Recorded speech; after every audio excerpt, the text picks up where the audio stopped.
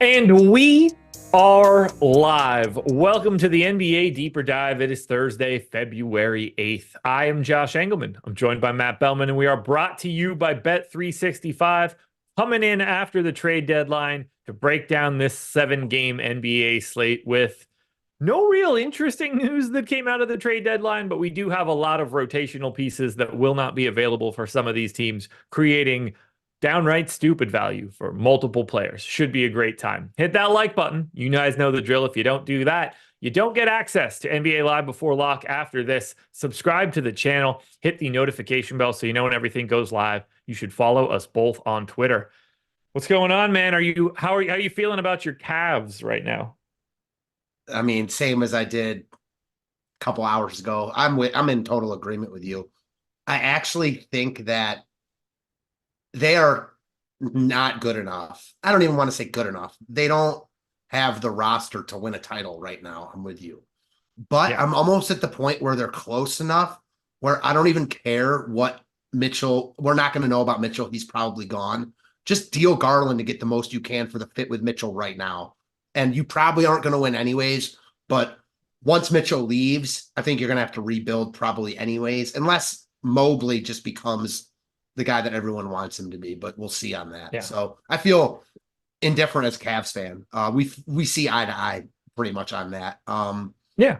Like, I obviously think they're a really good basketball team, but if we're really trying to plot out what their future can be, I'm not optimistic if Mitchell is going to, if he's going to bail, that's a real problem. Yeah, it's a real problem. And you're just not going to know because, well, all signs point to him bailing because why wouldn't he? We'll see how good they can be and how deep of a run they can make.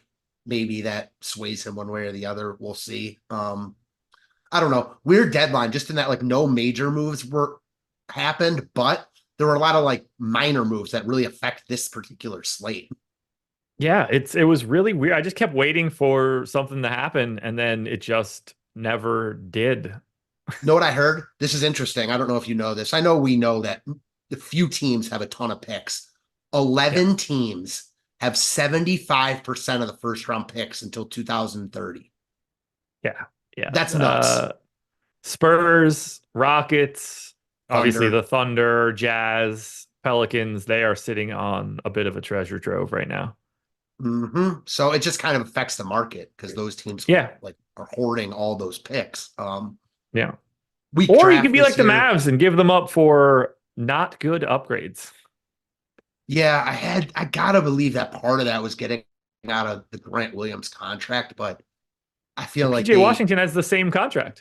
A little bit better. A little bit better. If I can remember. Maybe I'm wrong. I think it's an extra year too, actually.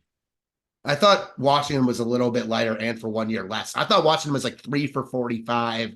Grant Williams was like, I can't remember, something for 60. PJ Washington has 15-5 next year and 14-1 the year after that. And then Grant Williams has 13 next year, 13-6 the year after that, one additional year at 14-2. So one extra year to Grant Williams, basically the exact same money. Grant Williams makes a little bit less. So I'd rather have PJ Washington in that instance, but I'm with you. Like, really the effect of them giving the first round pick where now they cannot package their first round picks next year is why they're a loser here. Because even if you think that these moves make them better, they don't make them enough better where they're all of a sudden going to beat Denver in a series where they couldn't have beaten Denver otherwise. So I'm with you on that. I really don't understand what Philly was doing either. Obviously getting under the tax. Money moves, but to give your rival, I guess everything just hinges on Embiid. It was just weird to see Springer go to Boston, at Bev go to Milwaukee of all places. I think I get what Philly was doing in that. I think, they know more about Embiid than anything else. And if they don't have it for this year, then do whatever you can to get below the tax and save yourself finances that you could reallocate in the future. Yeah, I think to me that I hate what the Mavs did more than anything else. 2028 pick swap with OKC so they could get a shitty first in this year to trade for Daniel Gafford. Right. Like, what? Why? That's why OKC is hoarding all these picks for deals like that. Yeah. Yeah, They are willing to swap their 2028 first with the Mavs. And like obviously the Thunder are going to do that. The Thunder expect to be good for ages with all of their young talent. There's no guarantee that Luka Doncic is on the Mavs in 2028. Not even close to a guarantee. I mean, it's no guarantee that the Thunder are good also, but they're set up to be really good for a long time. Yeah, I don't. Why give up all of that draft asset and draft capital? The Mavs could have had 3 first-round picks to trade at the draft this year if they just didn't do this dumb shit. I hate it. Yeah. I hate it so much. And it's the team that I want to succeed the most if I had to pick one team.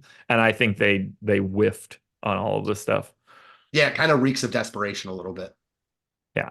Like, it was weird in chat. Everybody was just like, well, PJ Washington shooting, blah, blah, blah. That dude's shooting 32% from 3 for the past 2 years. Well, we got to stop acting like that guy's knocking this shit down. When I came into my office before the show, the TV was on. And before I came on, it was ESPN, like Tim Legler and someone else talking about how much they love the moves for Dallas. Yeah. 32.5% from 3 this year for PJ Washington. 71% from the line. That's 22nd percentile. I mean, this guy... People think he scores. He just doesn't. He just doesn't. And I don't know what to do. Yeah, the other interesting thing that Simmons brought up a couple days ago, not even in regards to this trade. Luka is so good, but he seems like a guy that's really hard to play with. Like Grant Williams was his example, a guy that was a good role player in Boston and all of a sudden sucks now in Dallas. Like, you would expect, I heard you say this, like, you would expect all the same things that you'd say PJ Washington's going to benefit from to have benefited Grant Williams, and it didn't work out. So right, I would have expected the exact same situation here, and I don't know. Maybe we'll be wrong. Maybe we'll be wrong. All righty, Golden State Warriors, 5.5-point dogs in Indy, 249 total. Very minimal ownership coming into this Warriors team. 7% to Draymond, 6% to Steph. All just relatively minor. Corey Joseph not going to be suiting up for Golden State today. I got a little bit of Steph because we have all the value in the world right now. Andrew Wiggins is probable for this one. I have 1 share of Clay. Do you like anything here for the Warriors? Because this is a great game in theory. It is. I love the idea of going to Steph here at really low ownership. It's just so hard to get there. It's not even the price, it's the positionality. I am biased in this spot because last year in Indiana, he went absolutely nuts. I won a ton of money that night. And he got hurt in like the 3rd quarter and still had 65 fantasy points.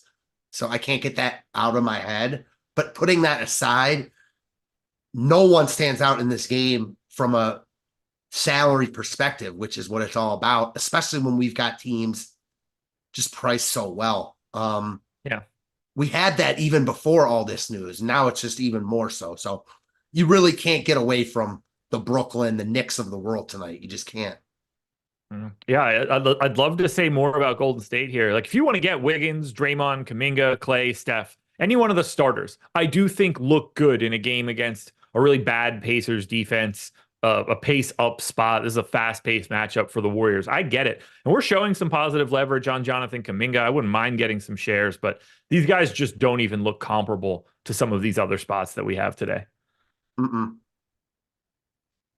on the Indy side, they're kind of weird today because we still have a Q tag on Tyrese Halliburton and Benedict Mathurin and Jalen Smith. But now we know that we are not going to be seeing Buddy Hield today because he is on his way to Philadelphia. 7% ownership to Miles Turner is the highest mark for anybody on the Pacers. He also has the highest optimal rate, also at 7%. Are you getting to anything from the Pacers? Because I don't think they look that great either. I think they look almost exactly the same as Golden State, oddly enough. Except that, there's no one here. I mean, you can make the case for Halliburton. His price is falling, but he's capped with those minutes right now. It'd be nice to get him on the game that he plays full minutes, but I'm not putting my money on that being tonight. And even with Buddy Hield out, we'd need more guys out for them to really have Indiana as a priority. That said, like you said before, talking about Golden State, like this game is appealing. So pulling a piece or two isn't the worst idea. I just am not sure I'm going to personally get there. I got a share of Halliburton and a share of Neesmith. Now, if we lose Mathurin, then I think we start looking at like $4,700 Andrew Nemhard or maybe even 3K Ben Shepherd because we start running out of bodies. We start allocating enough minutes that we're running out of dudes. But or maybe McConnell at 4,600. Like if we lose Mathurin, someone becomes a little bit more interesting here. But even then, it's probably just like incremental across the board. Yeah, I couldn't agree more, to be honest. And that's Golden State and Indy, the game with the 249 total, highest on the slate. And it's basically like, meh, don't play anybody. I don't like it. I don't like it, but that's where we're at. All right, they're just folks, priced efficiently. Ooh. Sorry. Yeah, they are. These guys are all spot on. Like we're not squeezing. They didn't really create anything through the deadline, and we're not really squeezing any additional value out of this right now. These guys have settled into the pricing. That's kind of why I think my favorite piece would be Steph, just because it wouldn't be crazy for one or two of these guys to have an upside game here. I mean, I think that's actually the likeliest outcome. You just don't really know who it is. My bet would be Steph. Great spot. But again, prioritizing him over not just the other guards, but Kevin Durant potentially without Beal and Booker, Giannis. It's hard to prioritize him here. OG Anunoby elbow surgery out 3 weeks. That's not horrible. No.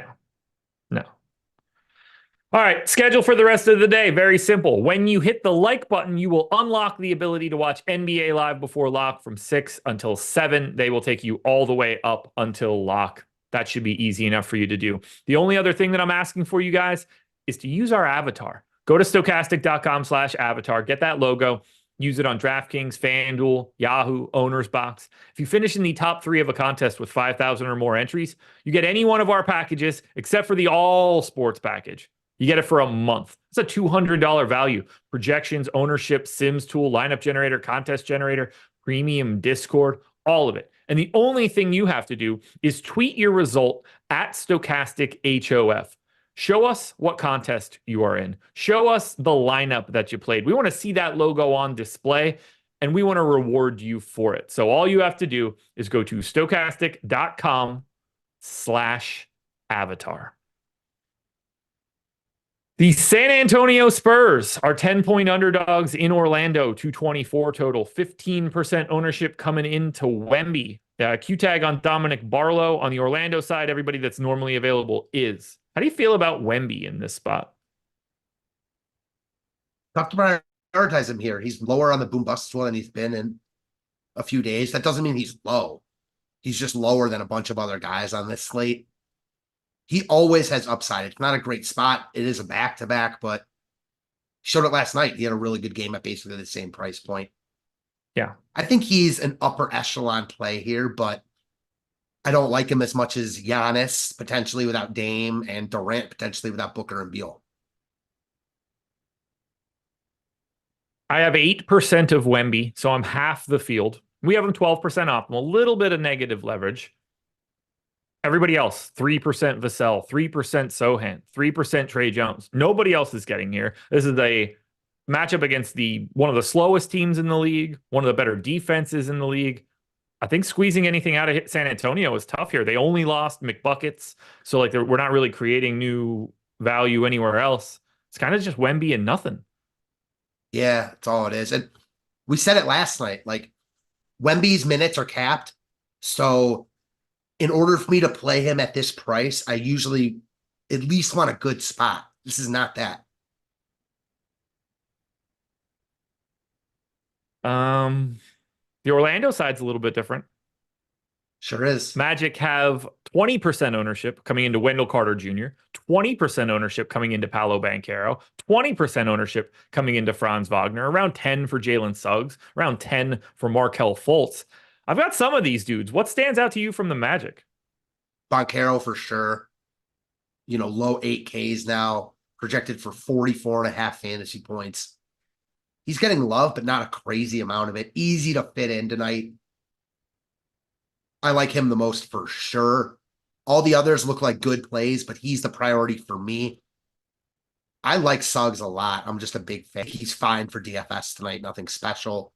Wendell Carter looks good, although not sure I'll get to that price point. Banchero is like the priority for me here. Just kind of hoping that, I guess, because Durant and Giannis would still become better plays than Banchero in my eyes. And it's hard to play all three together. So right now, I like Banchero as much as any star on the slate, I think. Okay. I wish I were getting more, and I'm not. These guys grade out well to me, but for some reason, I'm not getting to as much Banchero and Carter.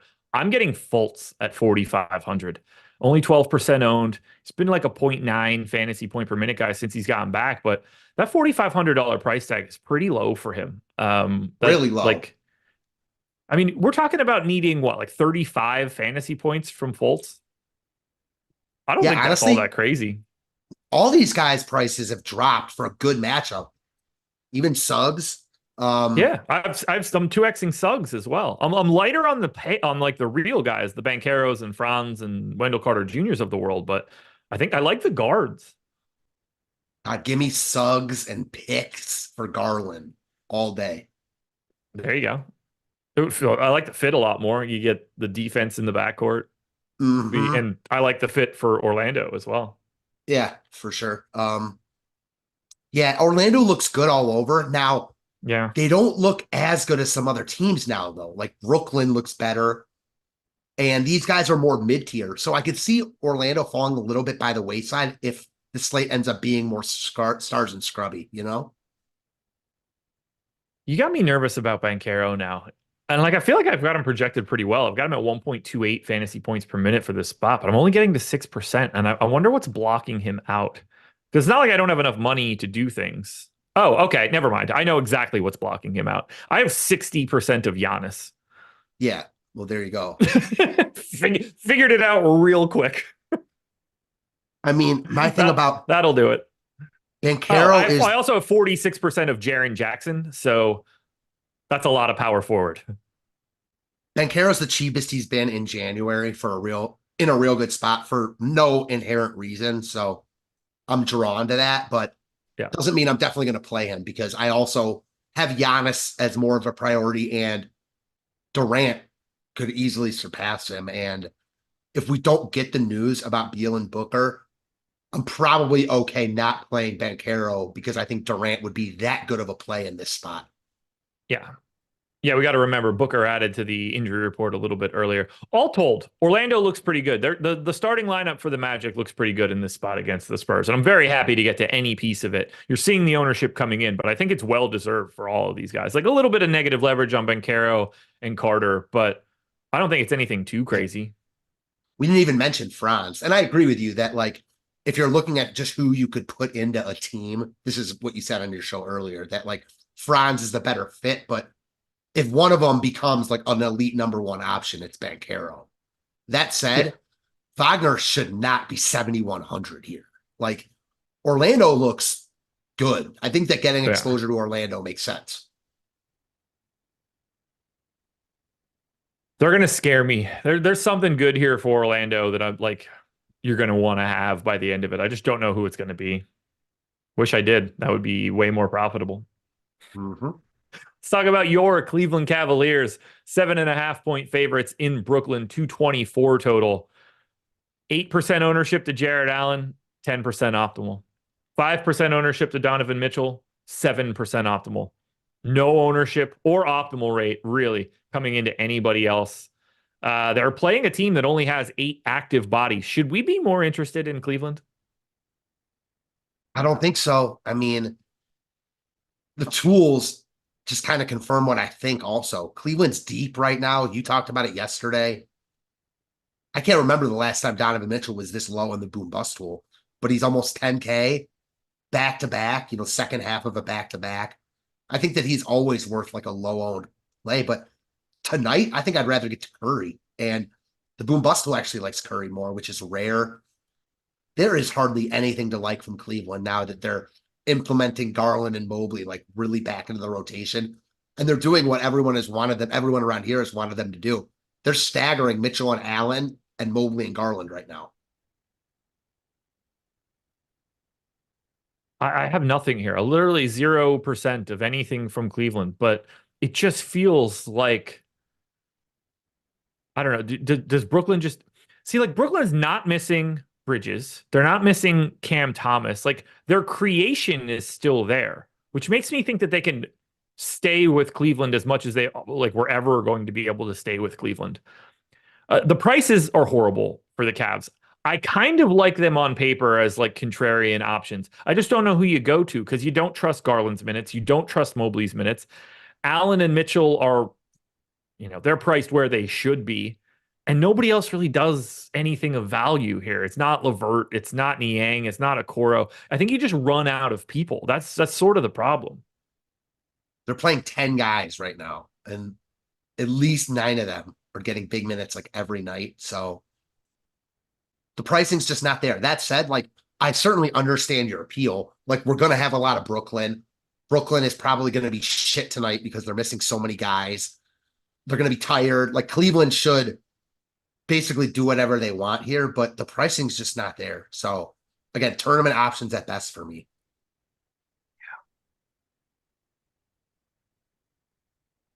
Okay, well, you ready?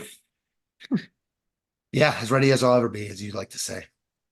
The Brooklyn Nets have 8 active bodies for today after injuries and trades at the deadline. Ben Simmons, Cam Thomas, Dennis Smith Jr., Jalen Wilson, Mikal Bridges, Nick Claxton, Noah Clowney, and Trendon Watford are the 8 men that are able to play for the Nets today. Maybe Jacques Vaughn can get himself out on the floor and give them like a couple extra minutes if they need it, because that would probably not be the worst idea in the world.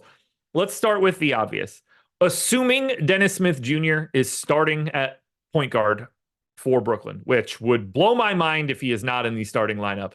He is 4,200 point guard, shooting guard eligible, 78% owned, 58% optimal. He is today's best play by a mile. And not even close. He's one of the best plays you'll see, aside from like the really, really cheap centers. The positions that usually can get fantasy points the easiest are big men, obviously, and then point guards. Smith Jr. especially. Like, he's never been. They have 9. They have 9 guys. Keon Johnson is now officially available from the G League. Okay, so maybe he gets some minutes here. Maybe not, but probably a little bit. Sorry, that's actually like important. Yeah, especially for guys like Jalen Wilson, who I know you're getting to. Yeah. As far as DSJ, though, I don't think that matters at all. He's a guy that has always been able to rack up fantasy points, even though he's not been like a great NBA player because he's not a great shooter. I think you just lock him in and move on. There's always merit to fading guys that are going to be 80% owned because they're going to be 80% owned and anything can happen. We saw it with Lonnie Walker the other night. I think he's a much stronger play than Lonnie Walker was that night, though. Yeah. Yeah. When you're 4,200 and moving into a starting lineup where like they don't have enough real bodies on the team and and you're a real body, it's really difficult to like look at someone like DSJ who needs 30 fantasy points and you're like, okay, at 78% ownership, he scores 30 fantasy points. You pretty much have to have him. Yeah. And that's such a low bar at that point. Yeah, he could could go for 10x here.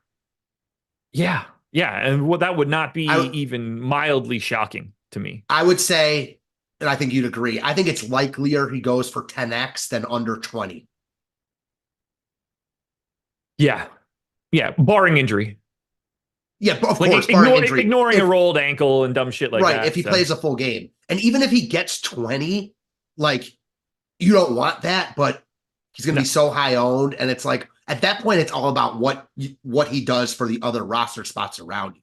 Because don't forget, like, if you fade DSJ and he gets 20, you're not automatically just walking to the winner's circle, you know? No.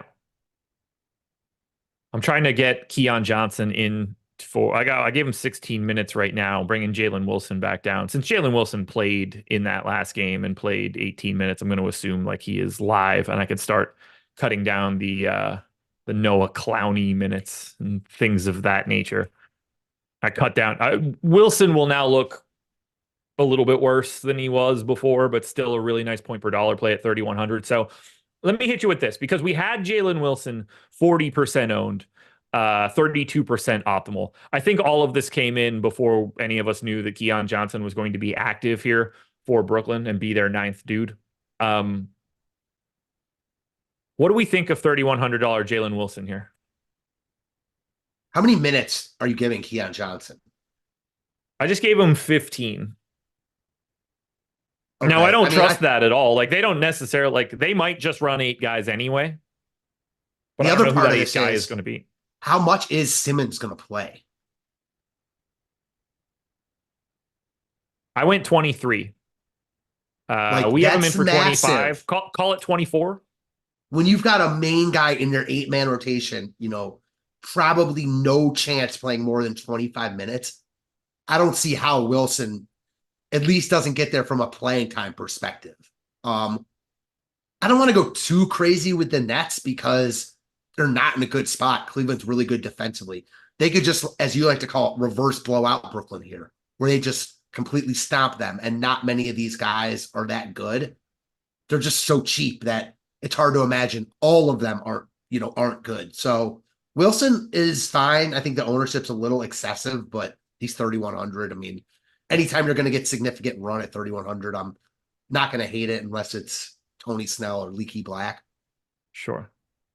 Who's the next best guy on this team for you today? They all look so similar. I'm intrigued with the idea of spending up on Mikal Bridges, but it's hard to say, like, I love him here. Same with Nick Claxton. I think, are you saying after Wilson or after DSJ? Because I do think Wilson's second. After Wilson. There's no arguments on DSJ. You and I are on the same page there. Wilson's tricky now that they have 9, but I think it's still him because of his price. But who is your third favorite player? Trendon Watford, 3,500. Yeah, he's coming in under-owned. I might I might like him more than Wilson if this ownership holds. We'll see. Playing both of them obviously allows you to do a ton. He's power forward eligible, so I'd like the positionality on Wilson a little bit more, but not really. So why Wilson over Watford? I'm going to ask you.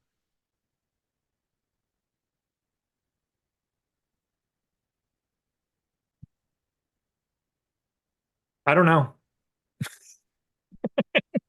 They're similar. I mean, ownership. Honestly, well, like for right now, ownership. If Wilson is 40 and Watford is 16, like I'm going to take that as a consensus that Wilson is and small forward, way harder to fill than power forward. So I think that gives Wilson a bit of a tiebreaker for Watford. But in a GPP, if Watford's really 16, like that starts to become pretty interesting to me. Or is the answer just like smacking us in the face? 7,500 shooting guard, small forward, Mikal Bridges in a situation where like, nobody's left. This is his team. They're trying to build this team around him. Does he just play 40 minutes and handle everything? Every shot that Cam Thomas doesn't want to take? See, that's the problem. They didn't really loot, like they lost bodies, but as you were saying, like Dinwiddie was doing nothing. I mean, Royce O'Neal is Royce O'Neal. Dorian Finney-Smith is hurt. He's whatever. Like they still have Cam Thomas. I don't know. I like the idea of getting to Bridges. It's just the opportunity cost because he's at a price point where then, like, I'm not saying it has to be this 1-for-1, but like, give me Banchero over Bridges. And at some point, you can't roster everyone. So Bridges, like, I don't know, especially because we didn't really like any Cleveland. I know that shouldn't matter, but hard for me to spend up on Bridges. That said, he's got 50 in him here for sure if things break right. Klay Thompson out. Okay, well, it makes me like Steph even just a little bit more. Yeah. Should we be just thinking, okay, Cam Thomas is going to play 28 minutes at 30-something% usage and hopefully the shot falls? 38 minutes, you mean? Like, he's 6% owned. Yeah, I mean, I'm obviously being facetious and saying 38 minutes, but who knows what they're going to do with their rotation tonight? Because the thing Dinwiddie was doing was playing big minutes. So, yeah. We'll see. Or is the answer smacking us in the face where we just play Watford and Jalen Wilson and DSJ and then spend up everywhere else? Well, that's exactly what I did because on the run that I had before the show started, I had 100% of Dennis Smith Jr., 98 of Jalen Wilson, and then 75 of Trendon Watford. So that was the path that I took. But I just keep looking at the real dudes, the Bridges, the Cam Thomas, the Claxton having minimal ownership. And I just wonder, do they just sit on these dudes for 38 today? If it's competitive, that is. Like they get everything in the first half and see if it's competitive. If it's not, then you start working in these idiots. But if it is, then you get 40 out of everybody that matters. I see that path a little bit. I definitely think that's within the realm. Like there are universes where it plays out just like that for sure. Is there anybody you will not play for Brooklyn or would not want to play? In this moment, I think Keon Johnson and Noah Clowney are tough sells. Keon Johnson's a for sure no for me. Clowney isn't like the no that Keon Johnson is, but I'd just rather play Watford, who's 500 more. I'm not going to play both of them. It's hard to get to Ben Simmons. I mean, yeah, he's not like at a really that desirable price point considering the slate and the other options. So I think he's on my no playlist, even though any given game he's got upside here, but it's not a good spot. I'm off Simmons. I just don't think he can play enough minutes. 5,900, like he doesn't want to shoot. If he wanted to shoot, maybe that would help, but they don't seem to ever want to do that. So go Nets, Man, I guess. I think the moral of this story, play all things DSJ, assuming he's the starter. they have no one that wants to shoot. That makes the case for Bridges just that much stronger. DSJ does not want to shoot. Cam Thomas and Bridges are the only two. Do you have anything else you want to add for Brooklyn? I need a beer after that. Yeah, they're a shit show. It feels like late season NBA, but it's what you get after the trade deadline. We're going to get a similar story in Utah also. That's a weird team because I barely have them. So that'll be an interesting conversation. By the way, Jordan, Klay Thompson out. That's pretty good for that Draymond over. Yeah. All right. Let's talk about the sponsor. That is Bet 365. This one's very easy. You see the banner at the top of the screen. Hit the like button. That's the first thing that Bet 365 said. They were like, yo, if people don't hit the like button, maybe this deal will go away. We don't want that. So bet $5.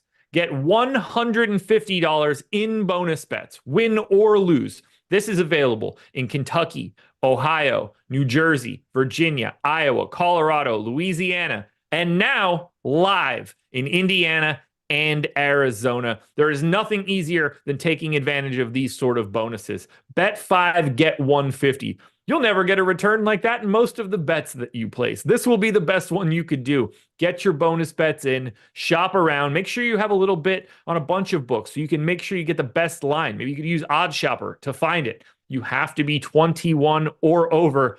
Unless, unlucky for you, you live in Kentucky, then it's 18. If you or someone you know has a gambling problem, please call or text 1-800-GAMBLER. I swear, when you first started saying that about Kentucky, I thought it was a joke. Like, I couldn't for like weeks. I couldn't believe it. No. Dallas Mavericks, 3.5-point favorites in New York, 227 total. 10% ownership to Luka Doncic. 10% ownership to Kyrie Irving. We have no Dante Exum. Maxey, questionable. No Derek Lively in this one. And in case you didn't notice, Grant Williams out. New Grant Williams will be in 2 days doing the exact same stuff, equally as not interesting. How do you want to handle Luka and Kyrie here? I like them. You know, they're always in play. Luka's so expensive, though, with Kyrie in. And with Giannis, I don't have Luka as a priority for me tonight, knowing he can break the slate anytime he's playing. I mean, that's just who Luka is. Kyrie, I find probably even harder to get to, just because Luka's in and he's also priced up. So I don't know. I don't really like Dallas here. It's not a great spot. I get the appeal of playing Luka in New York, of course, but it's just not a priority for me. How about you? I have 16%, so like I don't mind getting a little bit of it. We have so much extra salary that he just works his way into lineups by default. For me, it's not hard to get all the way to the top when you've got all these free squares across the board. So I don't mind getting there, but I greatly prefer Giannis, especially Yeah, same. with and that could be even more extreme if we end up losing Damian Lillard here. We already know that there's no Chris Middleton in for this one. So I prefer Giannis to Luka. I don't mind getting Luka. I don't have any Kyrie, and there's no one else you could play from Dallas to me. I couldn't agree more. And just on that same token, though, I love Giannis, and I think people are really sleeping on Durant and Booker and Beal both being questionable. Yeah, it's the Phoenix game could end up being really wild, Yeah, particularly against a Utah team that's missing their two wings now and aren't great to begin with. yeah, exactly. Now we get to the Knicks. Bing bong, everybody. This team, I'm pretty well over the Knicks at this point too, given all of their shenanigans with their current injury situation. No OG Anunoby, no Quentin Grimes, who is no longer on this team. Julius Randle out, Mitchell Robinson out. Q tag on Jalen Brunson and Jericho Sims. This could look really wild later if it breaks correctly. We're already getting 25% ownership to Miles McBride and Dante DiVincenzo. We're getting 15 for Jalen Brunson and Precious Achiuwa. We have 18 to Josh Hart, who's playing 38 minutes a night. We only have 5 to Isaiah Hartenstein, who's playing big minutes. I mean, Tibbs is just going to keep driving these dudes into the ground if they're available. But if we lose Brunson, I mean, Miles McBride becomes Dennis Smith Jr. Um, I just saw Jordan's tweet of you, and I'm laughing hard at that. So that was me in the background laughing. But yeah, this slate is such a shit show. I mean, we talked about Brooklyn, the Knicks. I mean, if Brunson is in, he looks really good, assuming he's obviously 100%. Why would they play him if he's not? DiVincenzo, again, looks like one of the best plays on the slate. DraftKings can't seem to price him high enough. Close to 8K, projecting for 44 fantasy points. He looks like one of the best plays on the slate no matter what. If Brunson is out, rivaling DSJ as the best play on the slate to go along with Miles McBride. I mean, the Knicks just look great here. Like, it's not even the deadline. The deadline didn't really even do anything for them because Grimes was out. He was been hurt, but they are what they've been, and now Brunson's questionable. So, yeah, it's hard to really talk about them until we know about Brunson. Brunson's out. Play them all. Yeah, like right now, I've got a ton of Miles McBride, 2,800 or 28. I got him in for 28 minutes, 4,100. You know, they don't have Malachi Flynn here anymore. He's just going to play. That's just happening. No Grimes around, you know, as well. Yeah. DiVincenzo, like I have 32%. No matter what happens with Brunson, he's playing 39 or 40 minutes, shooting guard, small forward, doing the same stuff. Happy to get there. Achiuwa keeps playing 40 minutes a night. Don't mind filling that out, regardless of Brunson's status. Hart, obviously, similar situation. Like some of these guys are just playing 38 or 40, whether Brunson's here or not. It's the like, do we create anybody new if Brunson ends up out? Or like if is there any scenario where we start thinking like we're playing Taj Gibson today? I don't think so for me. Probably Just not, because right? we have so many other good spots around the board. If this were like a really tight value slate, then maybe. And I don't think it brings in anyone new. What I think it does is just make Miles McBride, I mean, probably a better play than Dennis Smith Jr., comparable to say the least. And you're looking at one of those slates where it's, the build is pretty obvious. Yeah. I don't think they're going to go to Toppin for much, depending on who's out. It will start to get really weird if you lose both Brunson and Sims. But for now, this team looks really good. Now, obviously, these guys are priced up a little bit compared to where they were, a week or two ago. We've been running this sort of rotation for a while, but I still want to get to basically anything that exists in New York today. I'm happy to have it. I mean, we could get a Charlie Brown sighting. We could And get a not for the Charlie Brown peanuts. sighting. No, we could get a Charlie Brown sighting. That is viable, I guess, for the Knicks today. They've got who else do they have? Do they have Jeffries too? I'm trying to look at what their current contract table is.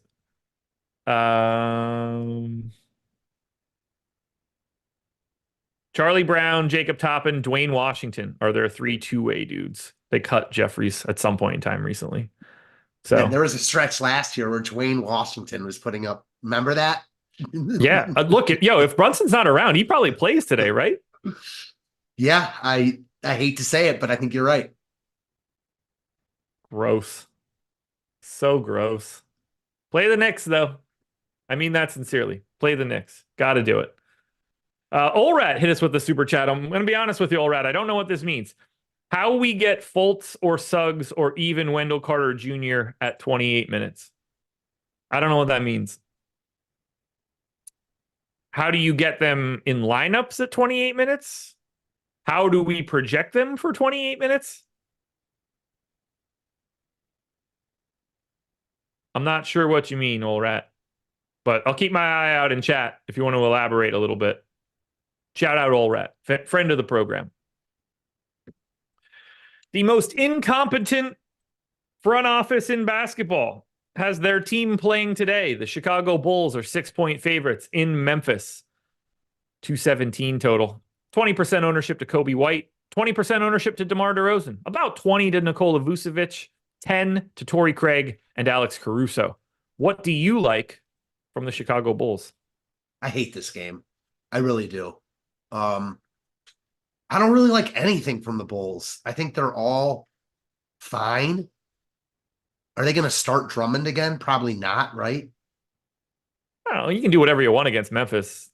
If they want to keep it going because they won, that would not surprise me in any way. He's 6,200, so you need those minutes if you even want to come anywhere near him. I think they're live to do it, but it's not how I have it projected.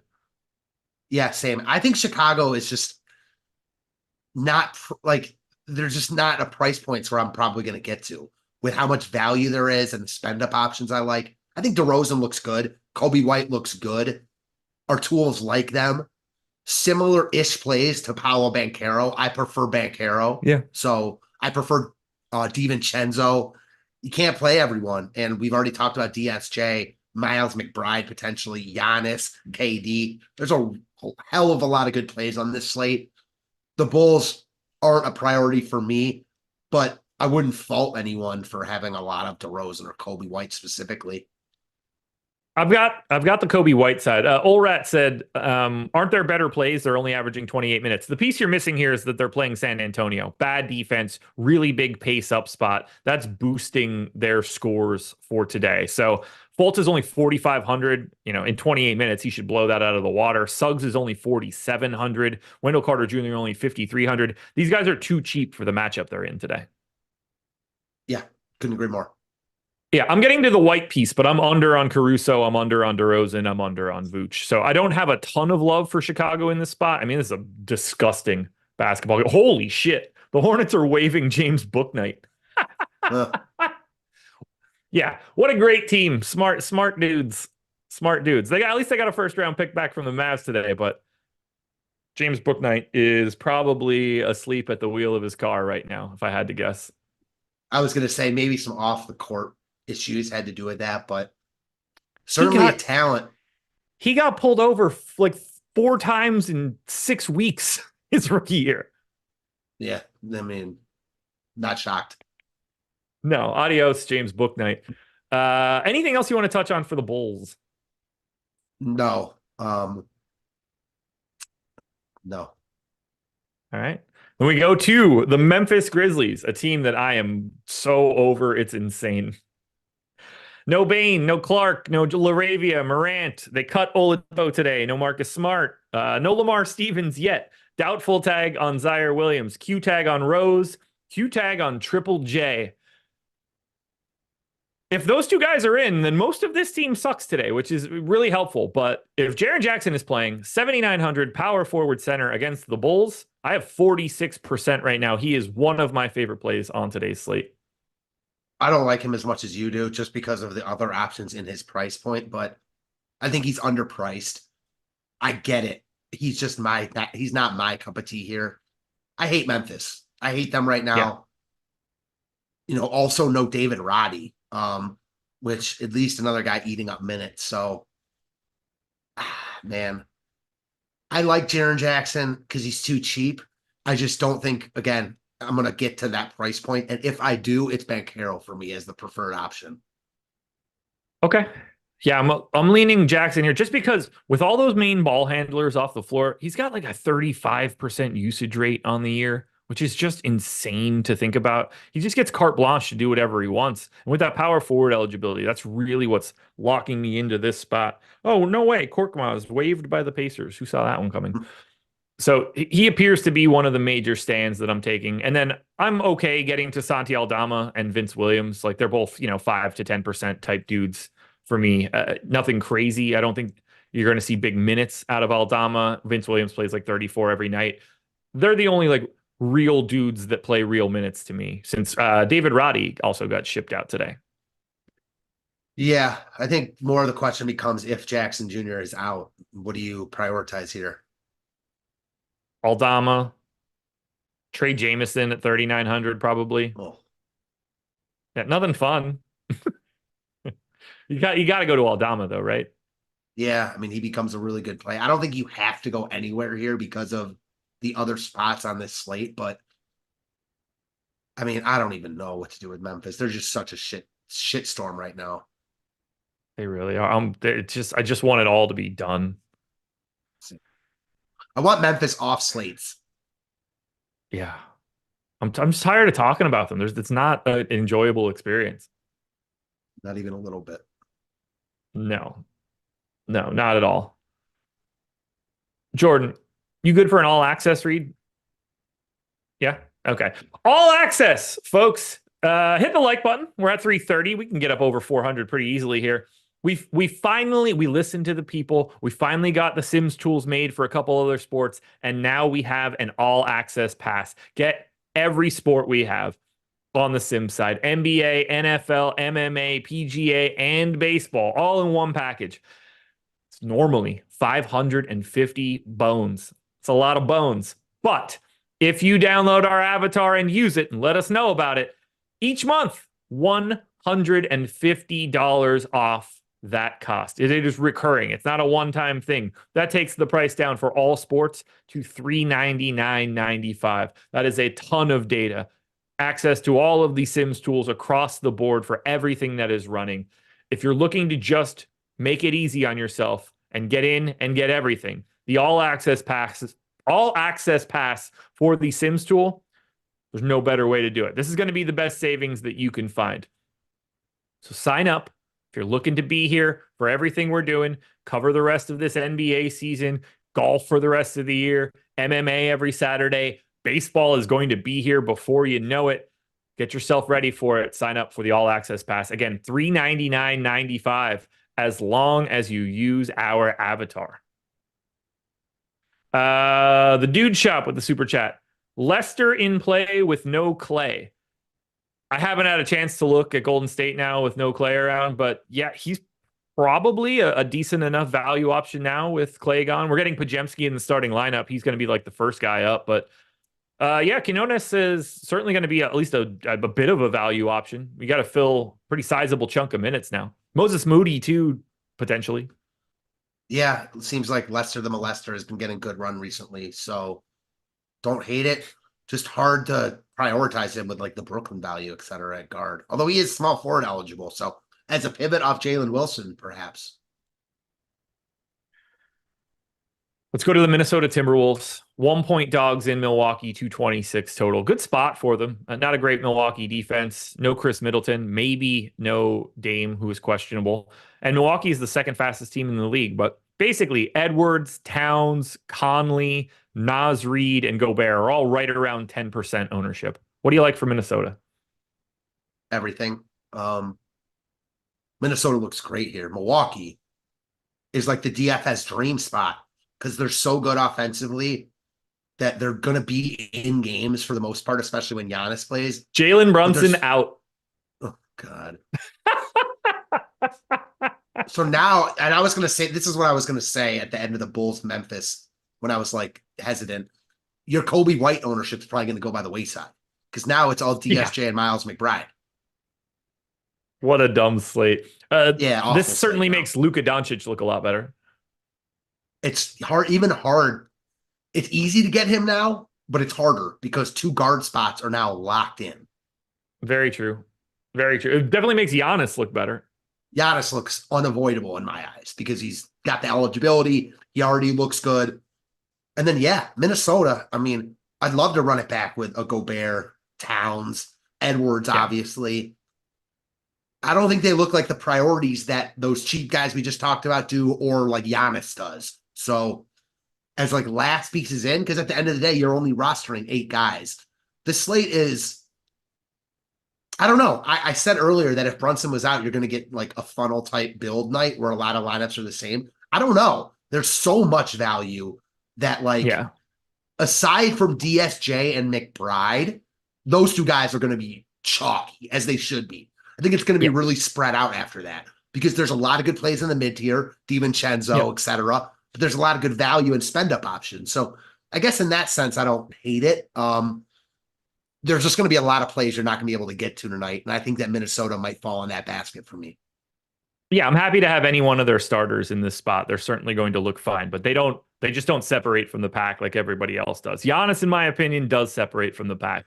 11-6, power forward center, no Chris Middleton, and potentially no Damian Lillard. We also have no campaign on this team any longer. He got shipped out for Pat Bev earlier today. So backup point guard looks a little rough. I don't know who the hell they're running out there at point guard if we lose Dame today, because it's no Dame, no campaign at that point. Hope you like Andre Jackson and AJ Green, I guess. I'm sure Doc doesn't. Doc hates everybody that's young.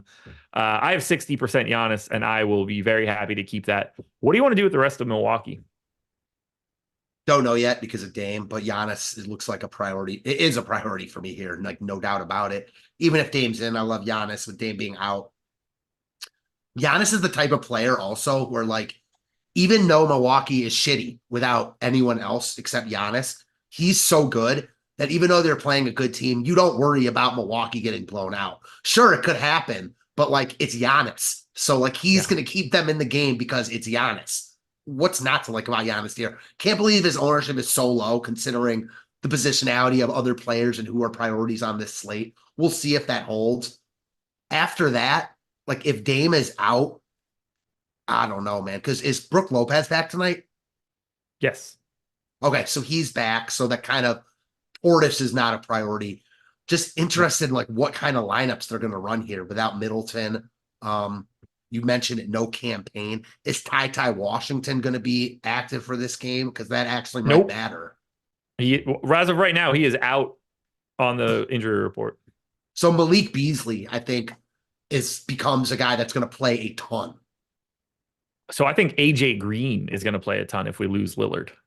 They both probably will. But I think you're saying that AJ Green matters more because he's min priced or whatever. Yeah, he's going to be going from, he's 3,400 point guard, shooting guard, only playing 14 minutes. I think since he's been in the rotation, you have to assume that takes him to like 24 if he's not around. Not that he's any good at like rate wise or anything, but he becomes a guy you can get to. He won't look as good as any of the other value that's out here. And I will say this about Beasley. Like we've seen it with him before, rarely, and not in Milwaukee. But when he's like the guy, and obviously Giannis will be the guy, but they're going to need someone else to have the ball in their hands. Beasley can be productive from a fantasy perspective.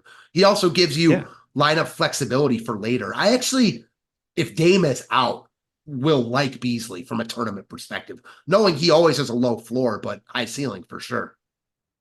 Yeah, I mean, Beasley's going to let it go. That's for sure. Anytime he has a half-second look, that shot's going up if Dame's not around. And he's playing well right now, which I don't really care, but it's better than him not playing well right now. I don't have anything else for Milwaukee. There's too much up in the air with the Dame news, and we still need to hit the Utah Jazz, who traded away Simone Fontecchio yesterday, Ochai Agbaji out the door today. So two small Fontecchio. Forwards out. 20% ownership to Walker Kessler, around 15 to Chris Dunn, around 15 to Keontae George, around 10 for Sexton, 10 for Clarkson. What do you like here for the Utah Jazz? I like a lot here. Sorry, my dog's going crazy in the background. Keontae George looks really good at 3,900. He doesn't look as good as the other guards we talked about. Yeah. It's weird because I kept thinking about Utah. Like, why does it really matter so much that Olynyk and Agbaji got traded? but I forgot about Fontecchio, which then when you said that, I was like, okay. So now the wing minutes are wide open. They are. Man, on a lot of slates, it'd be like jam all the Utah you can get here. And I still think they look good. But even our tools don't really love Utah tonight because there's so many other better plays. And it's getting even worse. It's getting worse for Utah than better from where we started. My favorite thing about Utah would be the lineup flexibility it gives you, but I want that flexibility for Durant, and they don't really have anyone expensive besides Markkanen. So Utah looks like filler pieces, but they don't look as good as Brooklyn. They don't look as good as the Knicks. I think that's just what it is right now. I don't have a single share, and I think like 6 dudes on the team look good and could look even better. Like they might just run Taylor Hendricks out there for a ton of minutes and play Markkanen at the 3. I don't know. They're replacing 3 guys in their rotation today. And I don't have a great feel of how they're going to do that. I don't think they know, honestly. Not yet. That's probably being worked on right now. Yeah, for sure. And I think a lot of it's going to depend on how the game plays out and who's playing well, at least for tonight, maybe the next couple of games until they really solidify something. I like Keontae George. I just don't like him as much as DSJ or Miles McBride. And I'd rather get different elsewhere than like pivot off those just stone cold locks. You want to talk about this Phoenix team? Yeah, I don't even think they're that hard to talk about. No. Bradley Beal, questionable. Devin Booker, questionable. If they're both out, it shouldn't be crazy to hear that you should be getting as much Kevin Durant as you could possibly fathom. But for right now, what do you like here? I actually like Booker more than Durant if I know he's in. Yeah, I think that it's just, as far as the big 3 go, if they're both out, Durant becomes arguably the top play on the slate. If one of them is out, the other Jericho 2 look Sims out. Oh, Jesus. Man, so now Precious and Hartenstein just look a little bit better. Like, yeah, I mean, Taj is about to play like 18 minutes. Yeah, probably. It's still hard to get there on this slate because it's Taj. Yeah, that's still only 9 fantasy points. Durant would look great. If Booker's in and Beal's out, I like Booker and Durant more than I would otherwise. Wouldn't say they're either one would be ultimate priorities, but I'd like them. And then if Beal's in and Booker's out, I like both Beal and Durant then. And that's easier. They're easier price to get to as opposed to Booker. So Beal's actually starting to play really well for Phoenix, which is encouraging to see. I have 18% of Booker right now. I have 12% of Durant. I might bump him a little bit just to make sure I'm locking some down for the future on the, like, even if Beal and Booker are both in, it's still a nice spot against Utah with a team like running out 3 new rotational dudes. It's not like I'm going to be upset that I have too much Durant. You know, if I want to lock him, make sure that I have enough of him moving forward, and then, you know, try to get a little bit more if anything breaks the wrong way. We got a super chat from Gerard that said Jalen Brunson out. You definitely could have saved that $2, but thank you for the super chat. Thank you for the super chat. You know who else I really like on Phoenix that's not going to get any ownership is Nurkic, especially if guys are out. All of a sudden, he is going to have a ton of usage, and he's a good fantasy producer. So if you get Beal and Booker out, I want all the KD and all the Nurk I can get.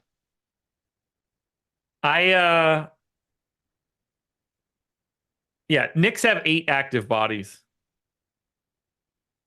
That's going to be something. Yeah, that's something. I mean, will Tibbs find a way to only play 7? Is that the question? Yeah. Charlie Brown thinks he's going to play, and Tibbs is going to pull that football away from him. Charlie Brown has got tickets, has his family coming to the game. Don't even take your warm-ups off, brother. We're going to play these other guys. We're going to play the starters 48 minutes. That's hilarious. I got nothing else, man. I'm going to be perfectly honest. I'm super sick of talking. Yeah, this slate is wild. So have fun with it, guys. Thank you guys for being here. Thanks to Jordan for producing. Thanks to Bet365. Make sure you're hitting that like button so you can watch NBA Live Before Lock after this. To the 2,500 people that are here, thank you for joining us. Stick around. Go nowhere. Live Before Lock is next.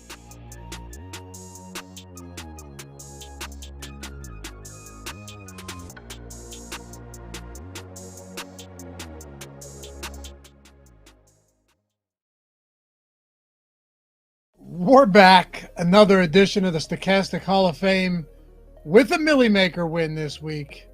And all you got to do to get involved, get up here, inducted into the Hall of Fame yourself, and get a free month of any Stokastic package of your choosing up to $200 value is download the Stokastic profile picture at stokastic.com/avatar. Tweet your wins at Stokastic HOF. As long as you finish top 3 in a field of 5,000 or more, doesn't matter how much you win or how much it was to enter. You are locked into the Hall of Fame, locked into a $200 package over at Stokastic.com. And let's kick it off with a big one. It's our own Steve Buzzard. The Sims were on fire this week. Thankfully, Purdy decided not to run back any further on that final play. This is fitting, given that Steve Buzzard was integral in creating the Sims tool that we have and he used to win a millie. Also, one of the craziest ways to win a millie on a negative 3-yard kneel down for Brock Purdy at the end of that game. Steve winning by 0.1 in the millie. And next up, another big one. We've got JK. Thanks for the content. If only Clay would have hit one more 3 before fouling out, we could have had all the glory. Still, $20,000 win, second place for Skull Crusher. Ain't bad. Brett Shoup, another Hall of Fame jacket. Shout out to all the guys on the strategy show, Deeper Dive, and Live Before Locks. Sim City, baby. $5,000, second place for Brett. And Germ, just a simple at Stokastic HOF, $20,000 in the fadeaway, followed by Adam. Been a huge fan of Stokastic, recently got the Sims package, took down the 60K 4-point play last night with the tool. Stokastic, best in the business. Thanks, man. Congratulations. And Namdi, back on fire, second place in the 7.5K mini max. Shout out to Namdi. We've seen him a few times recently. John Good, been a Stokastic member for a long time, finally decided to try the Sims tool, and this happened on the first night using it. Best in the biz, fellas. Fantastic addition to the community. Second place with the avatar. Lil Soupy, first place with the avatar as well. Makes it feel good.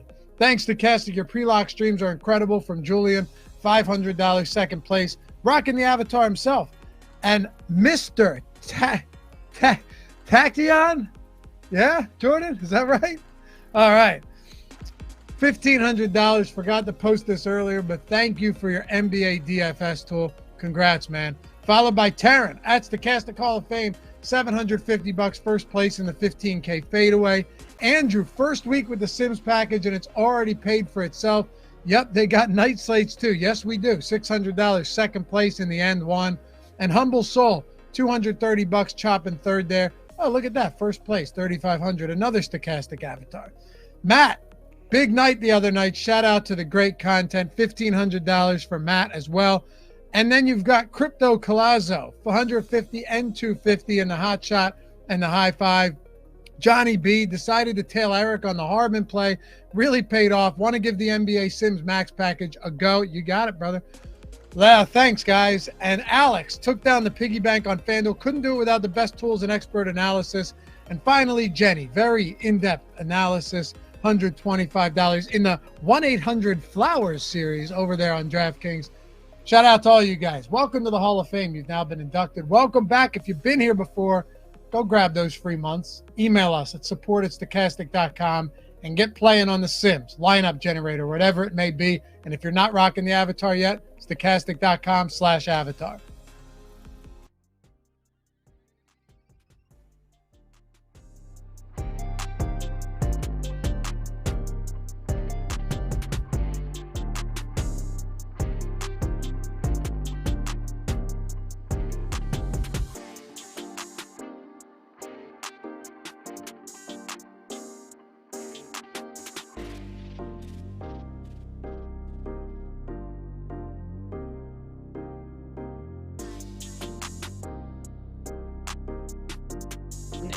No, we're not.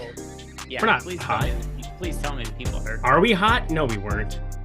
He would never do that to me.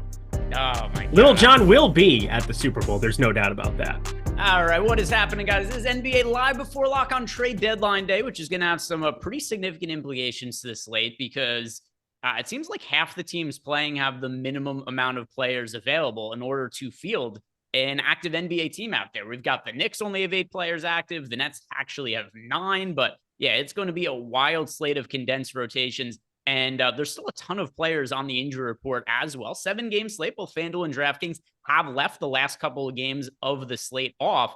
But, Eric, we still have officially Devin Booker's questionable. Tyrese Halliburton's questionable. Jaren Jackson Jr. is questionable. Damian Lillard is questionable. Bradley Beal is questionable. Benedict Mathurin is questionable. Jalen Smith is questionable. Derrick Rose is questionable. Torrey Craig is questionable. Jordan McLaughlin is questionable. What do you even do to approach this amount of NBA injury news on the slate other than rap songs that unfortunately the audience was not able to hear you because Jordan was not doing his job and didn't have the mics on? That seems like a personal problem. No. It's in everybody. This isn't a personal problem. This is we are trying to entertain our audience problem. Oh. And Jordan missed the greatest thing that's going to happen over the course of the entire show. Yeah, probably more than likely. Because it sure isn't going to be who we're rostering tonight. Chaos. I love chaos. Absolute goofballs we're going to be rostering tonight. I mean, this is just absurd.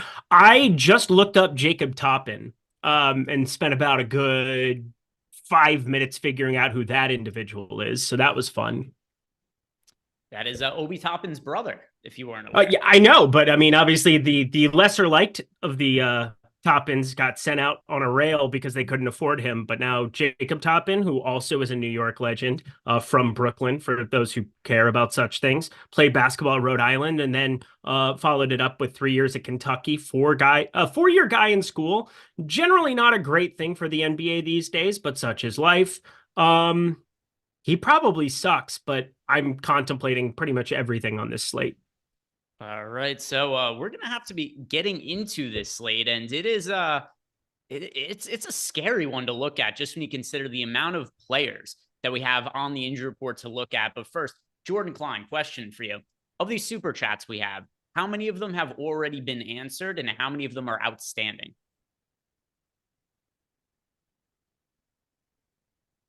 Okay, so does that mean he answered Jalen Brunson out or didn't answer that? That's true. All right. So Jesus, Jordan Klein. Why the attitude? Hey, he is technically right. We've got from Jared, who spells his name Jerrod.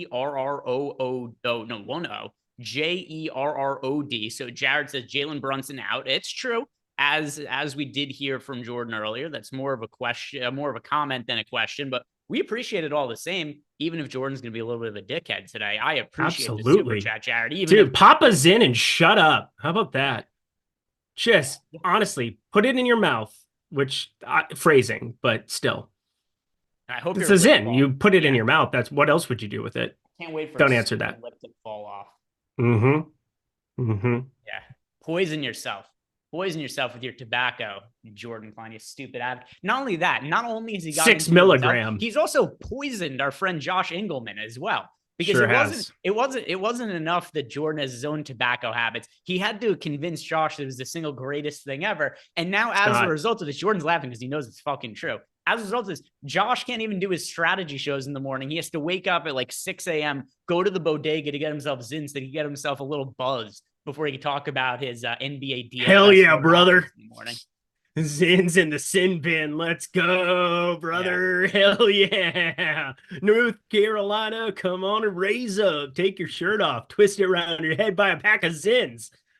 The best thing about Jordan is that he created this vision of what a cool person is when he was 16 years old. And he's like, oh, fuck yeah, I could finally do it now. I could finally do it. He could pack lips all day while sitting at his computer and listen to people talk about basketball. Hey, guys. Hey, what's up? It's Tim. Hit it, Pablo. God, yeah, you're right, people. That's what's up. Jordan, how old are you, Jordan? 28? Going on 12. Yeah, I'm 29, actually. Yeah. 29? Cool. 60% way through your life with your lifestyle habits and choices you're making over there. You're going to have to do an intervention for this guy because we love him and we care about him. We want him to get better. Josh, I won't try to make him convince his habits to change. But Jordan, we're going to do something about yours. Ace of Spade left us a super chat. He wants to know who the best options are in DK tiers, Eric. So let's go ahead and answer this for him. DK tiers. Oh, we're going to work now? That's cool. That seems good. Yeah. Jordan's got his lip in. He's ready to work. That's how you know it's time to go once he's got his Tyrese Halliburton available to play. If he hadn't played today, with the fact that I have more money on that prop on 7.5 assists than any prop I've had all year long, I would have been beside myself. If we had a random Tyrese Halliburton ruled out, I just want to throw that out from the get-go. Tier 1 is definitely Giannis Antetokounmpo. And yeah, we also got news. All the other Pacers players are in as well, guys. So Jalen Smith, he's in. Benedict Mathurin in. Tyrese Halliburton in. They're all questionable before. Yep. Tier 1, yeah, it's very easily Giannis. And it could be even a bigger gap towards Giannis if we see Dame ruled out. But either way, easy. I just don't spend up. Giannis in tier 1. How about tier 2, where Jalen Brunson would have been a guy that we wanted to get to? But guess what? He ain't playing anymore. And how do we know that? Because Jared left us a very nice super chat that Jordan decided to poo-poo on for no reason, which is why we had to spend the beginning of the show making fun of Jordan. But we've got Steph Curry, Devin Booker, who's questionable, Kevin Durant, Victor Wembanyama. I like KD here, Eric, and it's for 2 reasons. KD's my favorite by far. It's already fairly close between like Booker, Curry, KD, Wemby from a projection standpoint, but then the potential that Booker doesn't play. Give me Durant here in tier 2. Yeah, Devin Booker is more than likely not playing basketball tonight if anybody cares. Okay. All right. Look at Eric. Eric is confidently comes in here with his leans, likes, and locks, and he's leaning towards Booker sitting. Tier 3. Well, this is a tough one because I'm kind of inclined to go towards Damian Lillard, but he's also questionable to play. So I'm going to go with Kyrie Irving. It's Kyrie. Yeah. All right. Tier 4 for me. Tier 4. DiVincenzo. It is crazy the names that we have in here because it's before the season. If you were just say, all right, who's going to score the most fantasy points? One of these things is not like the other one. And it's the right answer. And it's the right answer. The right answer is Dante DiVincenzo in tier 4 for me, but it's like Dante DiVincenzo, Paulo Banchero, Jaren Jackson Jr., Carl Anthony Towns, like actual all-star caliber players. But no, it's Dante DiVincenzo, who might play all 48 minutes because Tom Thibodeau is an insane person and everybody's out for the Knicks. Knicks only have 8 active players. Give me Dante DiVincenzo in tier 4. Tier 5, that's going to be Kobe White. I'm very interested to see what the Bulls starting lineup is going to be, though. Yeah, it's going to be something. Let's see what we have for... Oh, by the way, who'd you go with in tier 5? Kobe White. Okay, same.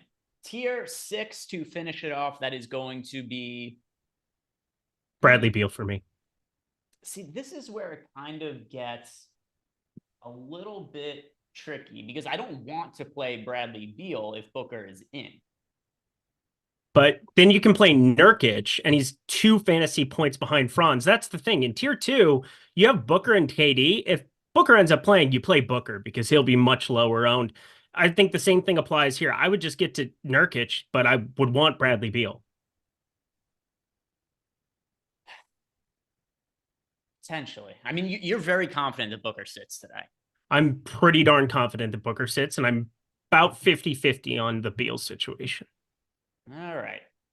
I'm going to go with Franz Wagner just to mix it up. But you can make a very good case for guys like Bradley Beal and then pivoting him to Nurkic. I think Phoenix is going to do this a lot for what it's worth. As we get into the second half of the season, you're going to see 2 of 3 guys play just to try to protect them going to the postseason. Like, you don't want all 3 playing 35, 36 minutes a night and just risking them all being on the floor at the same time when you can win a lot of games. Like, what's Bradley Beal going to move the line? A point? Like, what's Devin Booker going to move the line? 2.5. KD's the guy who's most important there, maybe worth 3, but like, at the end of the day, you're still going to be favored over most everybody that you play at home, like, period, end of story. Why would you go out of your way to play all 3 of them in situations like that? It'd be reckless. So we'll see. They do have Bradley Beal and Devin Booker both officially listed as questionable. So that is going to wrap up tiers. Thank you very much for the super chat, Ace of Spade. SC, our guy SC, he gifted out 5 YouTube memberships. We appreciate you. And then the Consigliere, we've got a 2v2. Jordan, can you do me a favor and pull this up in the player compare tool? So let's compare the 2 ends of this. I'm going to assume this is a DraftKings related question, and it is Dante DiVincenzo and Kevin Durant on one side. Mm-hmm. Oh, actually, you know what? We don't even need the player compared to. I really feel strongly about my answer here. Dante DiVincenzo and Kevin Durant on one side, Jaren Jackson Jr. and Devin Booker on the other side, Dante DiVincenzo and Kevin Durant. It is definitely that. Yeah. Sorry for making you waste your time there, Jordan. But yeah, that is what the answer is going to be. And then shout out to our Apple friend, Chris Williams, who also gifted out 5 YouTube memberships. So we appreciate you very much. And my dad is texting me. He wants to know about all the trades today. Not the time. Scuba! Not the time. Not Scuba! the time. Oh, hey, did the Knicks get better today, Greg? More or less exactly what his text was to me, by the way. I had a feeling. I feel like I know your dad without having ever met your dad. I've met your brothers, but never met your dad. One of my brothers. Well, one of your brothers. Yeah, that's what I meant. Yeah. The cool one, too. What do we have here? We've got some questions coming into the Discord channel as well. So let's check out the Discord. And then we will probably have some injury news that comes out by the time we get through these. But first, Captain Akella wants to know, who is one guy that we like in single entry tonight, Eric? Who's a single entry special for the Dennis Smith Jr. Yeah, there's a lot of guys to really like on the slate. By the way, we just got a projection update on the site 1 minute ago. So about to rerun everything. We got some Knicks updates in here because Jericho Sims as well as Jalen Brunson have both been rolled out. So there's a lot of interesting stuff in here about the Knicks. But I agree with you. I think that that's a very good one for sure in Dennis Smith Jr. For me, I'm going to go fairly chalk with my answer, but it's not like he's crazy chalk. Giannis Antetokounmpo, there's so much value that's available to us on the slate and likely more of it even to come. If Damian Lillard is out, Giannis is an easy choice. Honestly, if Damian Lillard plays, Giannis is still a fairly easy choice for me to get to. So just give me as much Giannis as possible, and then the value is just going to show up as we go across the night here. So Giannis for me in single entry. Giannis for me really everywhere, though. Pretty much Giannis everywhere. Kenny Wayne 256 wants to know, Eric, who's your favorite exotic play of the night? And yesterday was a pretty big day for my pivot for the exotic play. I went with Derek White, and he crushed because not only did he crush Peyton Pritchard because he played well and kept Pritchard off the court, but he himself had a big game. So for tonight, Eric, what are we going to do with the exotic? That's not fair. He's a baseball player. Would you prefer the word buzz? That was not fair that you ended up pulling out Derek White as the exotic play, but whatever. Guess we're just going to cheat now. Dante DiVincenzo. I don't know how you get away from playing some of him in more than like one lineup. Even if I were playing one lineup, I'd probably play Dante DiVincenzo. He might not leave the floor at any point tonight. That is in play. That's an actual thing you can say about like 2 or 3 guys from the New York Knicks tonight. Now, I think it's most likely that he leaves the floor, but even projected for 42.5 points. How is it not Dante DiVincenzo? Because it is. I mean, I don't have a counterpoint to you. This is the most clear-cut exotic play of the night since the days of Larry Bird. Nobody's seen anything like it. It's time for Dante DiVincenzo. One of a kind. One of one. Dante DiVincenzo. It's time. It is. I mean, he's been massive chalk a lot lately, and it's gone well almost every single time. Sure, and I think this is another time to go right back. He's Dante so good. DiVincenzo. He's so good.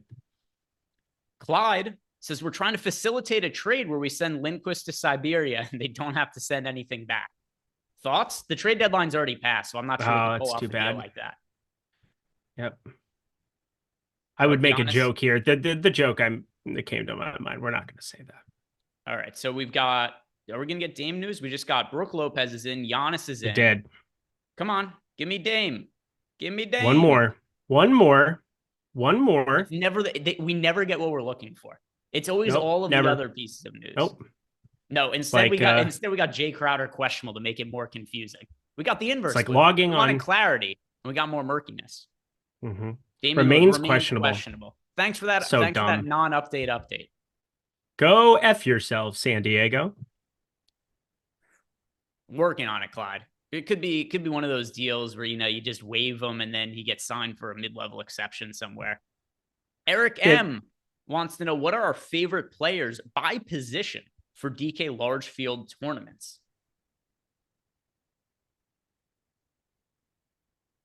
Favorite plays by position for large field tournaments. So he doesn't want Dennis Smith Jr. at point guard is what I'm getting at. I'll give you Miles McBride at point guard. How does that sound? I like Miles McBride quite a bit today. I'll try to, it's going to be really hard for me to just disagree with some of these because I think that they're just going to kind of be the right answers. Like Dennis Smith Jr. is somebody you should have a ton of exposure to. Like there's no way Dennis Smith Jr. isn't going to be my most rostered point guard. I'll go with Dennis Smith Jr. here. Miles McBride looks great as well. Shooting guard. Eric Gordon. what do I want to do here with my answer at shooting guard? All right, I'm going to change a little bit. At point guard, I'm going to go Luka. Luka is a little bit of a contrarian spend up option. Shooting guard, I'll stick with Dennis Smith Jr. So that's a way that I can make this a little bit more contrarian. I do think there's going to be enough value by the time the dust settles that we could build lineups with Luka and Giannis in them, and it won't be too problematic. Small forward for you. Which way are you looking? Small forward is let's see, who do I want to say in my lineups? Again, because DiVincenzo's the guy that I have the most of. Jalen Wilson also somebody I have a lot of. Josh Hart I have a lot of. Let's go to God, there's a million good plays today. It's just insane. I'm gonna throw this one out there. Ben Simmons. Okay. Yeah, I'm not looking to we did have a little bit of fun and odd. Luke Kennard out? Are you joking me? Jaren Jackson Jr. on track to play. Where did Luke Kennard news come from? He got sick. Oh no. He had some bad tacos for lunch. He got the shits. He can't play today. Why? What does this do to you? He wasn't even on the injury report though. He got sick. What are you going to do about it?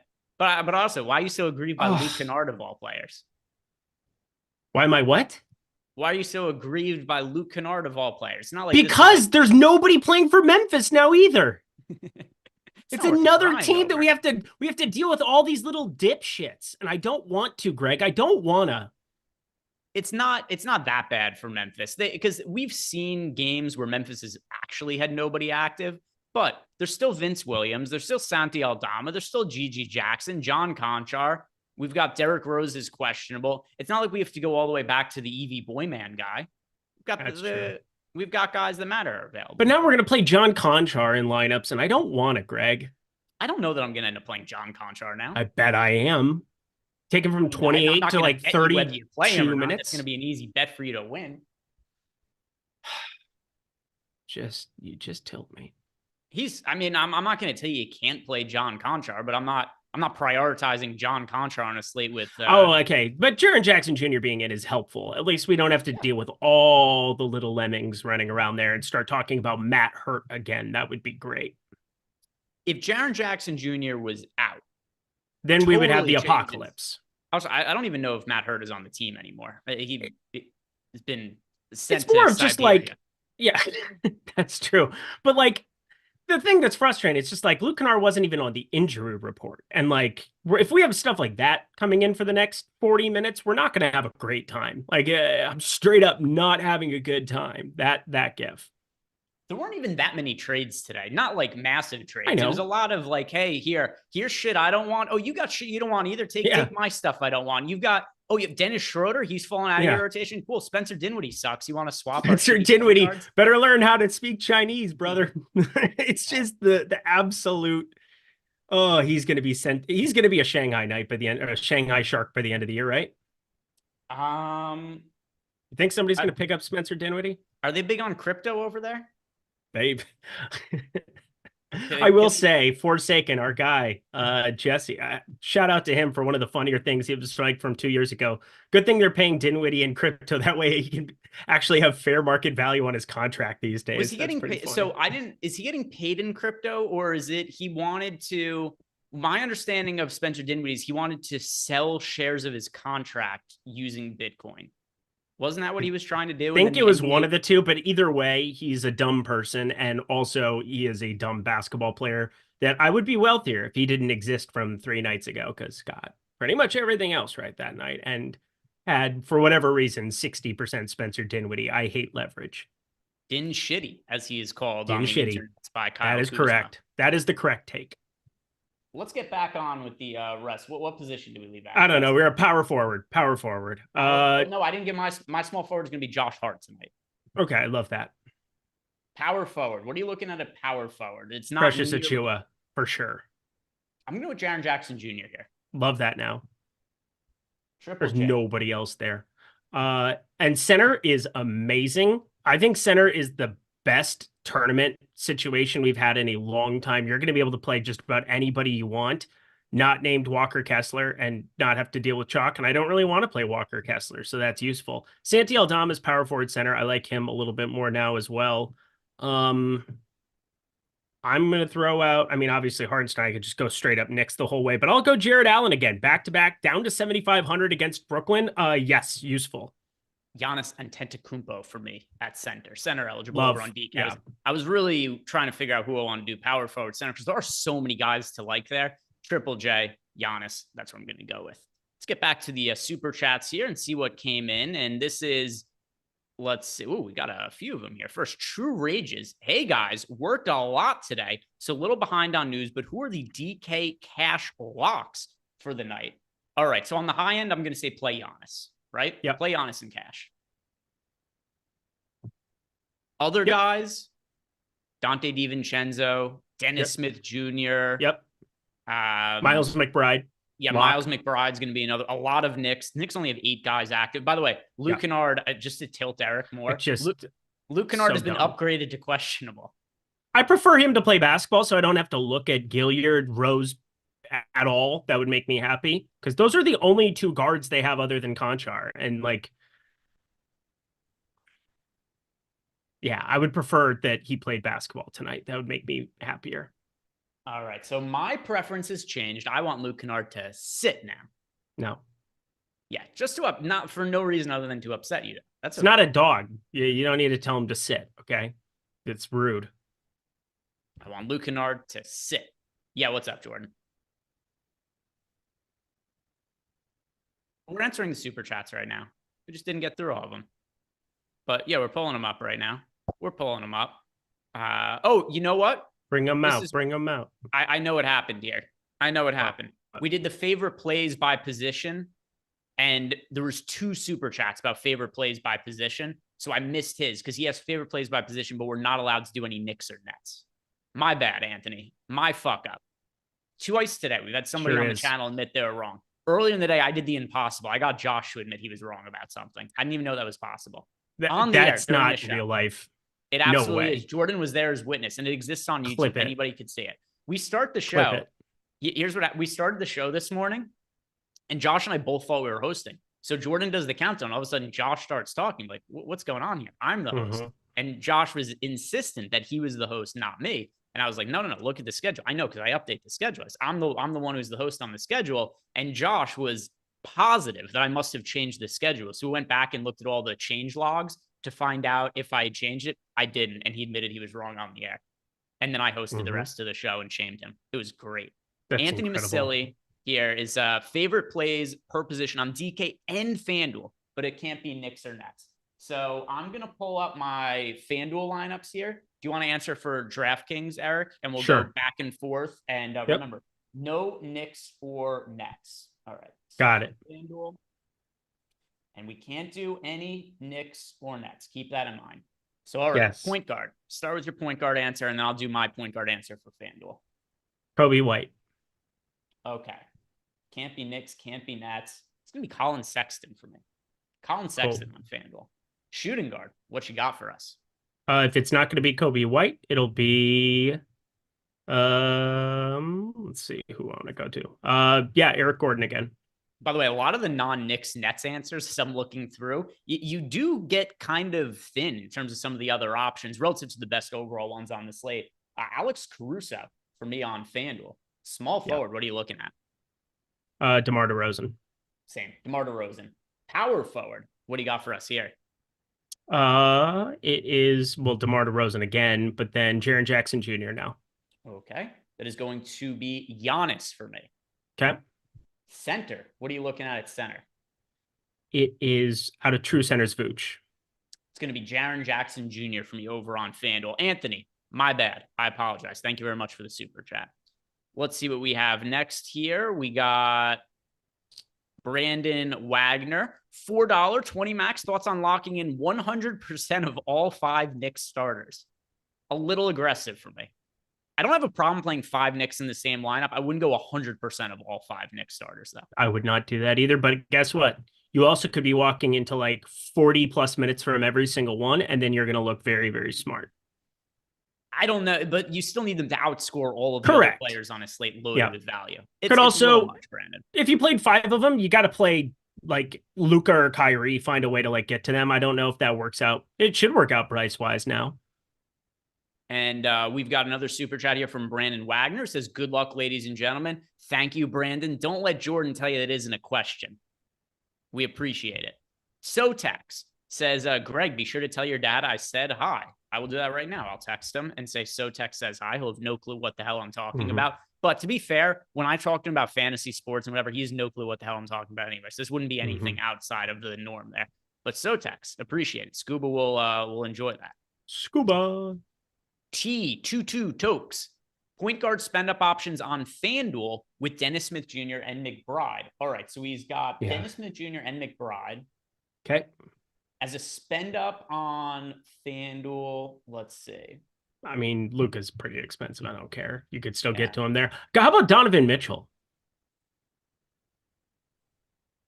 FanDuel. I'm going to say Tyrese Halliburton at $9,100. He played 29 minutes last game. 29 minutes last game for Tyrese Halliburton. I don't buy that all of a sudden his minutes go back to being like 20, 21. And here's my theory on Tyrese Halliburton. I think his minutes the last few games before the 29 minutes, I don't think he was totally 100% ready to play. But there's a very specific reason he played 20 and a half, 21 minutes in those games. To meet the minimum games played required to be an all-NBA team player, you have to play at least 65 games. And in those games you play, you have to play at least 20 minutes. I don't think it was a coincidence that Tyrese Halliburton was playing exactly just over 20 minutes and then being done for the game. Now that Halliburton played 29 minutes last game, I think not that we're going to see like 36 minutes of Halliburton, but there's an upside for him to play just over 30. He's priced down a little bit. Tyrese Halliburton, 9,100. I think that's a sneaky Had this talk with a buddy of mine because we were talking about the DFS slate when I went out to grab lunch quick, and Tyrese Halliburton, 8,600. He's like, why do I feel like he's going to play 32 minutes? And I was like, well, I think it's pretty live considering that's what he averages for this season. He played 3 less than his average. He averages 11.7 assists. He's playing Golden State. The total's out of control. And then, again, if he does not go for 8 assists tonight, you might never hear from me again. So maybe you want to cheer for that, actually. It's tough rooting interest. It's like, you know what we should do? We all bet it, and it's a win-win. We can't lose. Go. Well, I honestly have been thinking about middling it now because it's up to it's up to 8.5 here. Plus 118 is on the board for under 8.5. So I could get a pretty nice middle considering yesterday. Again, 7.5 minus 105, minus 110 is just the silliest thing I've ever seen. I posted it last night. I was just like, you got to be kidding me. It was on every pick 'em at 7.5. Everything was 7.5 to open. Again, go for 8, young man. Go for 8. Next question is coming to us from Jacob Dunn. He says, do the highest total over-under game stacks ever work? Yeah, if the game goes to last overtime. night. Yeah, or if the game goes to overtime. Was the late game last night the one that, and was that the game with the highest total? Yeah, it had more to do with, no Bogdanovich, no Cade Cunningham. But it wasn't the highest, but I'm saying that it had a high total and it ends up going for the absolute nutties. Like the winner had, Cody Martin with Miles Bridges and then just the game stacked. Yeah, if I remember correctly, the highest total yesterday was Hawks Celtics. And that game definitely wouldn't have been one to stack. But yeah, I mean, you're just relying on salary the game matters. Going to overtime. Yeah, you need the players to be priced properly. You need some value. You probably need overtime there. It's not something I do. I don't build lineups to just say like 8 players from the same game. Doesn't mean it can't work. It works. I'm sure there are times that it's worked, but not all that regularly. Zhaolin Verse, what's up, players? FanDuel GPP $9 can get a favorite low-owned stud and a low-owned flyer. And then he says, thanks, my dudes. Oh, looks like he kind of typed that in your voice, Eric. Yeah, my dude. Tyrese Halliburton on the high end. How about a low-owned value option? Because I've kind of planted my flag as Tyrese Halliburton being somebody I like on FanDuel for low ownership. Cheap or expensive, doesn't matter. Anybody? Point guard? No, cheap. Any position. Mike Conley. Okay. All right. Mike Conley, that is going to be Eric's answer there. Gray says, can we rank so before we weren't allowed to talk about the Knicks and Nets players. Now, Gray wants us to rank the Knicks and the Nets players in terms of priority. Okay. I can get behind this. How do you prioritize the Knicks and the Nets tonight, Eric? You prioritize them by like the guys that are going to play 45 minutes on the Knicks side. On the Nets side, you have a super cheapie that's impossible to get away from, I believe, in Dennis Smith Jr. You just kind of play him and figure out everything else. I would say between the two teams, there's nothing else that's a quote unquote priority on the Nets. Like Jalen Wilson at 3,100 makes a lot of sense. Mikal Bridges makes a lot of sense, but like, I don't really find anything else on that team all that appealing. And we keep talking about them. Hey, everybody's going to play the Nets. I'm not really taking that route. I'm definitely heavier on the Knicks. So I'm prioritizing them in terms of DiVincenzo, Hart, McBride, Achua. Those four specifically, I have tons of because of what those minute certainty is. What about Dennis Smith Jr., though? I talked about him. I said Dennis Smith Jr. is a smash. I said, but outside of him, what else is like a priority for you from the Nets? I don't have that other guy. Yeah, nobody who I'd say is going to be like a Dennis Smith Jr. level priority or Knicks level priority players. Right. But there are still other guys like Jalen Wilson will be in lineups for me. Bridges will be in lineups for me. But in terms of the way that he asked the question, priorities, the only real priority, like if you're building a cash game lineup right now, you must have Dennis Smith Jr. There's no other player from the Nets that I would say you have to have in it. If somebody doesn't have DSJ tonight and you play them in a head-to-head, you write down their name like this is 2017 when I would take collections of everybody that I thought had a dumbass lineup that I played in head-to-heads, and I would just scoop them or send them head-to-heads every day. That's all I did for years. So do that. Bookmark the people who don't play Dennis Smith Jr. in cash. You should. You should. There's gonna be one. Somebody's gonna have it, and you should remember who that is for as long as you live. Here we go. Chris Williams has left us a super chat. He says the folks have spoken. Nuke. Do it. Play the animation, Jordan. Nuke. Here it comes. We should play this in reverse all the time, too. That would be cool. Yeah, watch Eric put back together.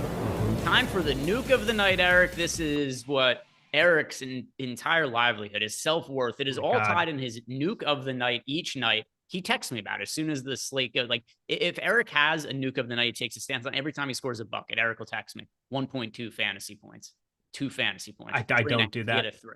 I'm not that pathetic. I don't do that. You're thinking it's a good idea, though. You should start doing that. Tweet it over the course of the night. Just get a thread going of every fantasy point your nuke of the night scores. But who is that nuke of the night tonight? It's Kevin Durant, 9,600.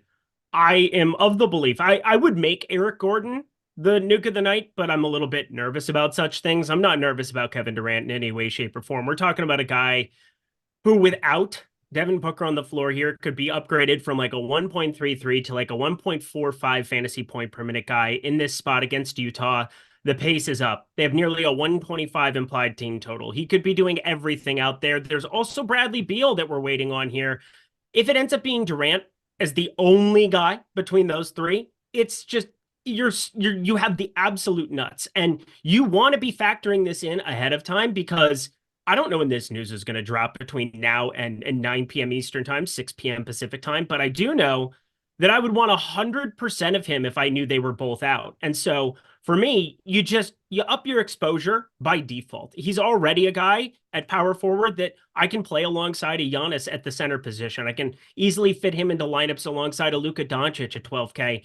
Everything about Kevin Durant just screams play more of him than 9%. It's an absolute travesty that Kevin Durant would be at 9%. If you knew Beal and Booker were out, he'd be the highest owned spend up, bar none on this slate.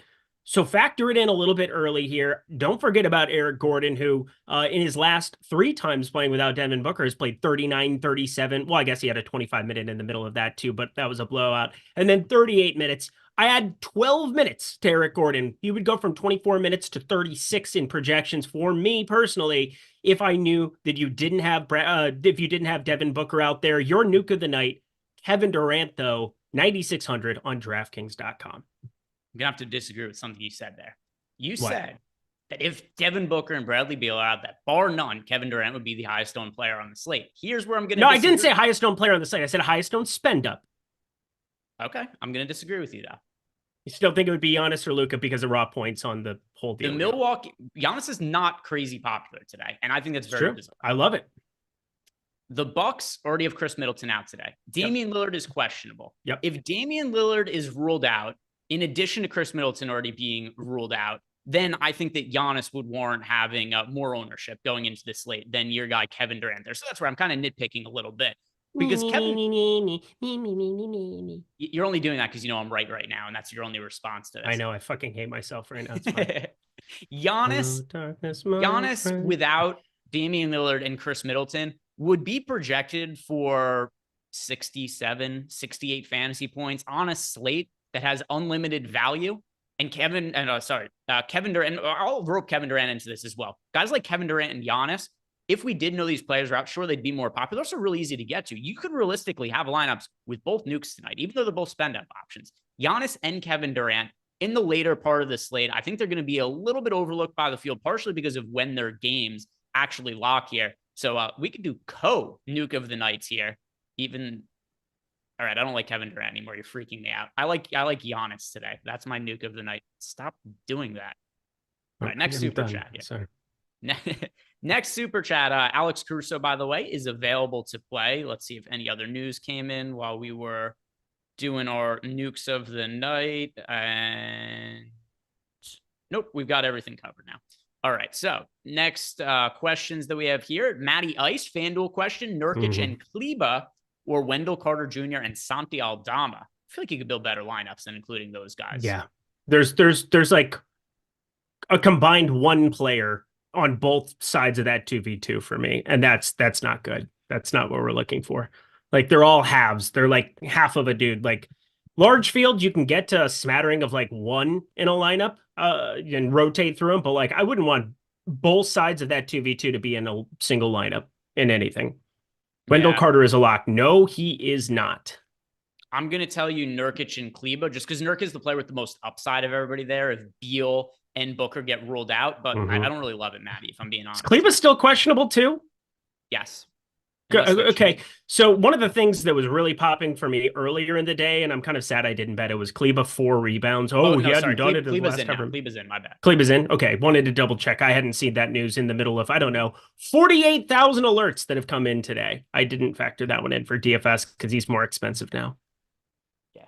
Kleba is in, but that aside, it's not really combinations that I'm in love with there. Nope.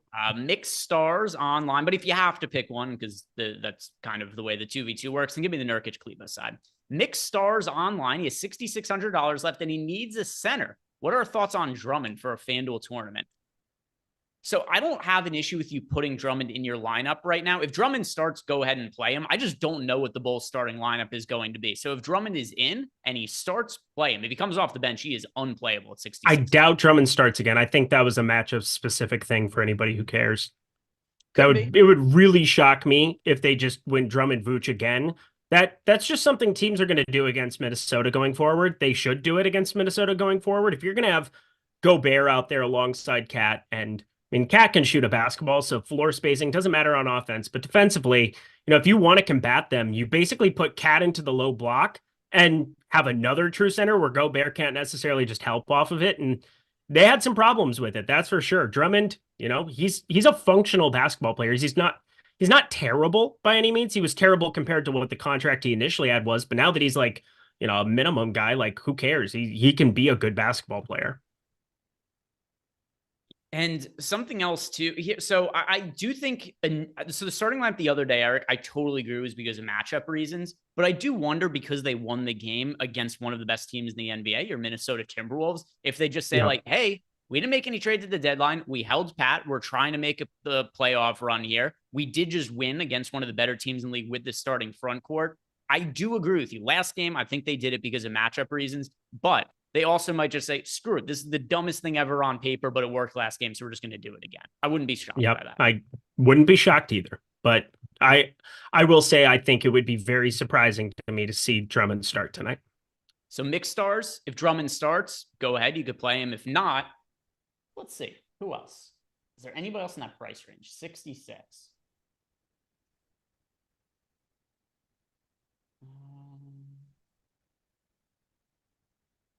Okay, so $6,600 on FanDuel. If not Drummond, if Drummond doesn't start, then pivot to John Collins instead. How about that? John Collins, the same price point. A couple $100 cheaper. So there's your pivot. Drummond starts, good with him. Doesn't, swap to John Collins. RADM. Hey guys, I need reasons to not go broke on Ben Simmons over 13.5 rebounds plus assists tonight. There are no such things as blowouts, by the way. Impossible, and I love you. I like Ben Simmons props. Here's how I prefer to play it, though. I wouldn't play it for just the straight up like minus 110 on both sides. I don't know exactly what this prop line is. Maybe it's 110 on both sides. Maybe it's like 115 minus 105. There's a wide range of outcomes with Ben Simmons, including a massively high ceiling. Here's what I did. And I posted this in Discord earlier, in Odd Shopper Discord. If you guys want to check out our Odd Shopper Discord, sign up using the link below. If you use the promo code Greg or the promo code Lindy, you get yourself 20% off. I did a triple-double bet on Ben Simmons. I did too. And don't play just the straight-up triple-double on FanDuel. This is something that I've talked with Eric about many years ago. Sharp. Like 2 years ago. It's probably the smartest thing I've ever done. Yeah, you were the first person to post it and show it out of anybody that I know. I would give you credit. But like we did a show 2.5 years ago, and you blew my mind when you could do that. And now it's like commonplace that you should always be checking how to do it. But tell the people how. Don't bet just the triple-double line. Every once in a while, it is the best available line, but go to the same game parlay, especially if you're placing a bet on FanDuel, and do 10+ points, 10+ rebounds, 10+ assists for an individual player and parlay it together. Here's why you should do that. If you take Ben Simmons triple-double odds on FanDuel, last I checked, which was before the show, they were 35-1. If you do a same game parlay of 10+ points, 10+ rebounds, 10+ assists for Ben Simmons, it is 65-1. Massive difference. So RADM, that's the way you take advantage of the potential upside for Ben Simmons. Don't just take like a minus 110 prop where it's, like either side. I know, but I will say yesterday, the other thing I got in, because I've never dropped a card. Like I always do a content night before, but I couldn't sleep last night. It was like 10:30, 10:45 my time. And just ended up posting a card in early. I was like, look, Tyrese Halliburton's going to move. Ben Simmons is going to move. Like, you're going to want to bet these now. And both of those have just gone like crazy. I think it was 12.5 rebounds plus assists was the main thing that I hit. But double-double was plus 900. Triple-double was plus 4,500 is what it was. But then you build it out in the FanDuel way. 75-1 it was last night. It was beautiful stuff. All right. Let's go. Ben Simmons gotta capture some of that upside. All right, DM. See what happens. James Magruder needs 2 players with 14,440 salary remaining, but it cannot be Knicks. Do positions matter, James? Yeah, what's your favorite position?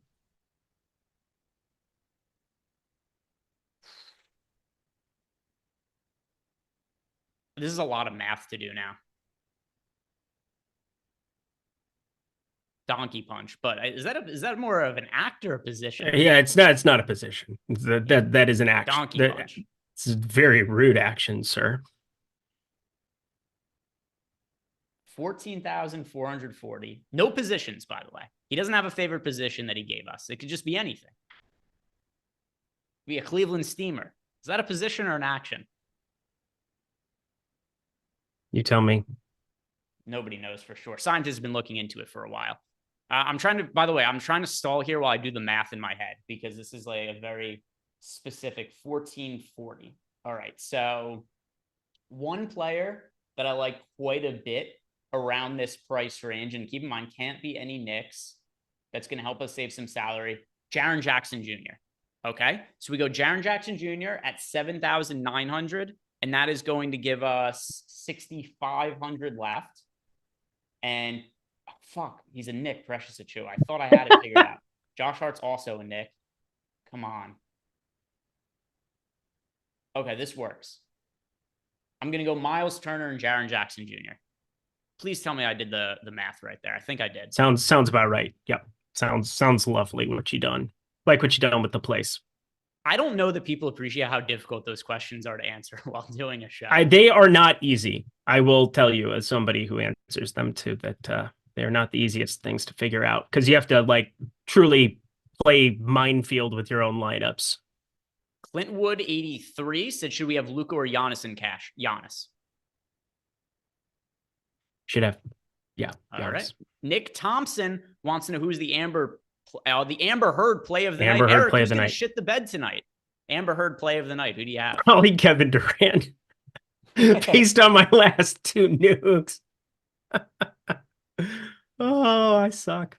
Oh, it is what it is. Let's make money instead. That'd be cool, huh? Cool. Good talk. Glad we had it.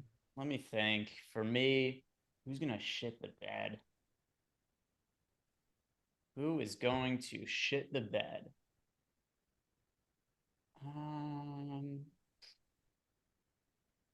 A nuke of a poop. Yeah. You had wings and Taco Bell in the same night. Don't recommend it for anybody involved. If they start together, there's ownership in the teens going to Vooch. I do not like Vooch at all if it does end up being that Drummond starts again. I'm going to go Vooch. Vooch is the Amber Heard play of the night. Din 3 RO 33. Wendell Carter Jr. and Durant, or Craig and Luka. Wendell Carter Jr. and Kevin Durant. Mm-hmm. I do not have interest in Torrey Craig tonight. Nor do Will I. the Bill, any good GPP plays at $3,600 or less? Quinones or Watford in play, or using DSJ and McBride? All right, so $3,600 or less. Anybody in that range that you are gravitating towards, Eric? Jalen Wilson. Yep. Trying to think if there's anybody else. I thought about Bol for a long time before I just said no. He's 3,400 though, and if you get both Booker and Beal out, if you had 20 minutes of Bol at 3,400, I could go bowling with Bol. That'd be fun.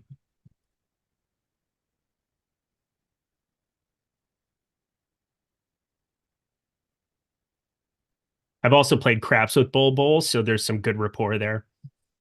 That's not as good as rapport as Jordan has with Ish Wainwright, but it's very true. But it's good. All right, 3,600 or less. Other guys that I could consider. I mean, like, if you had to play him as a last man in, you could make a case for Jonathan Isaac, but that would be like only in emergency scenarios. Not really. Correct. All right, let's get into Discord and start answering some of the questions we have outstanding in here. And we've got Dickie D wants to know, is 5 Knicks in one lineup too much? It honestly isn't. Nope. I wouldn't build 5. I wouldn't have 5 Knicks in all my lineups, but in some of them, yeah, no problem with that. We've got Sporting Philosophy. Thoughts on Jalen Wilson at $3,800 on FanDuel. The Nets only have a few guys active. They have 9 if you include Keon Johnson. So, yeah, I mean, there are cheap players on the Nets that are kind of forced to play big minutes. Jalen Wilson's not a terrible fantasy producer. He's in play today. He sure is. Sir George Peelsworth, is Pods a viable GP play on FanDuel since he is starting? Yes. No Klay Thompson tonight for the Golden State Warriors. Yeah, it's weird because I think the Quinones thing probably limits. Like, you're not going to see the minutes go crazy high here, but he's been good as a starter. I have to say this every time. I have no idea how his rebound rate is as good as it is, because you watch him on a floor. He is not a big dude, but like, he gets up in the air when he rebounds. Like, he elevates. He has really good timing for a guard. He reminds me of like Josh Hart to a certain extent, just in like, I know Josh Hart is more of a traditional 3, but like, he's a small guy who just elevates and has really good instincts. So like, Podziemski has really good double-double upside in these kind of spots. It's an up-tempo game, and just a really good rebounder relative to what you would ever expect coming into the NBA.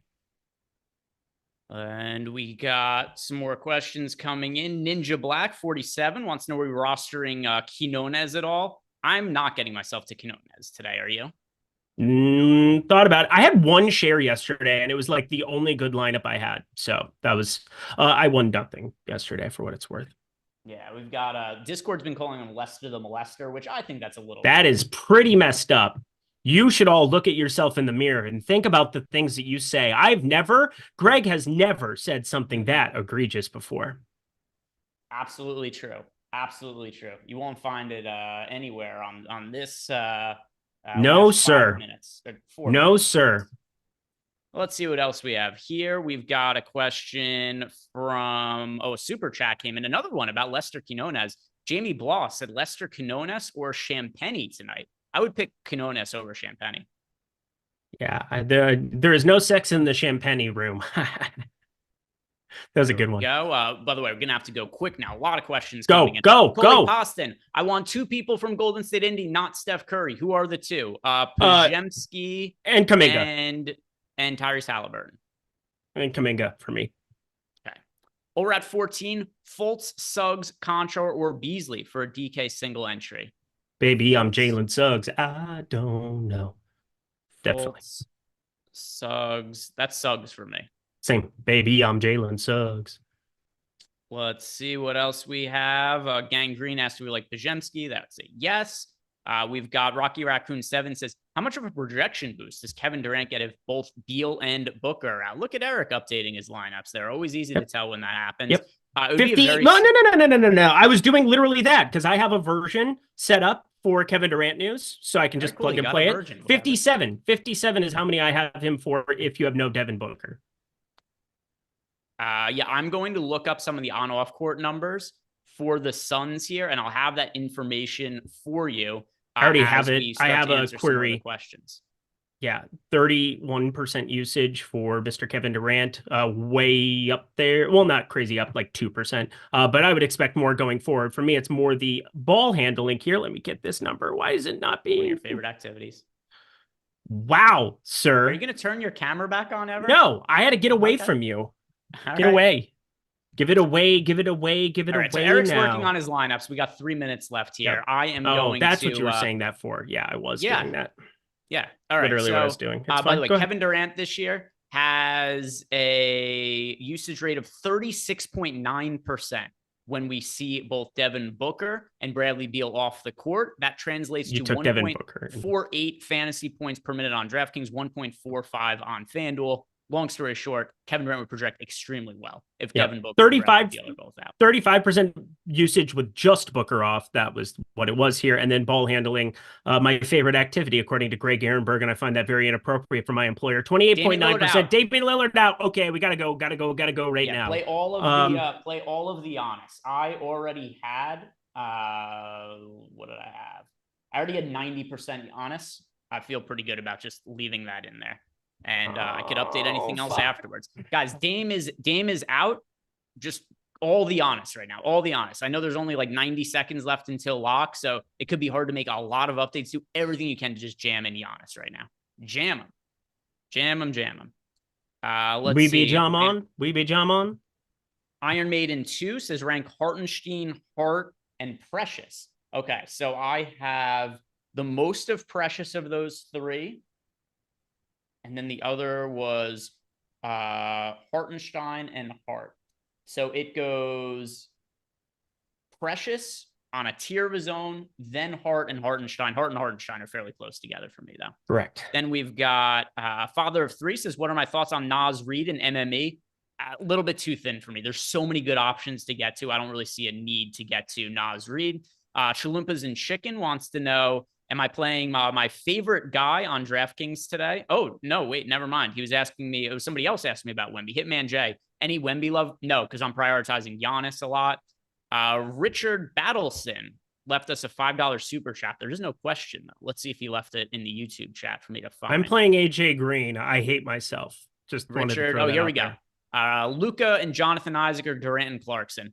Durant and Clarkson. Actually, honestly, Giannis, though. Try to get Giannis in instead. To get Giannis in. Chalupas and Chicken, favorite value player. That is going to be Dennis Smith Jr. today. Treft W. How do we feel about Jonathan Isaac? He's okay, but only in like an emergency situation. There's other value plays that I like getting to today. Let's see. Cream wants to know, I think Curry is too low owned versus the Pacers. I actually don't. And then we've got Clyde asking us, chance Pat Connaughton can beat Chris Dunn, Dennis Smith Jr., and Miles McBride if Dame sets. Yeah, Dame's out, and I think that is definitely somebody to be getting to right now. Then we've got GG123, Halliburton or Kyrie for the $200 3 max. Halliburton over Kyrie.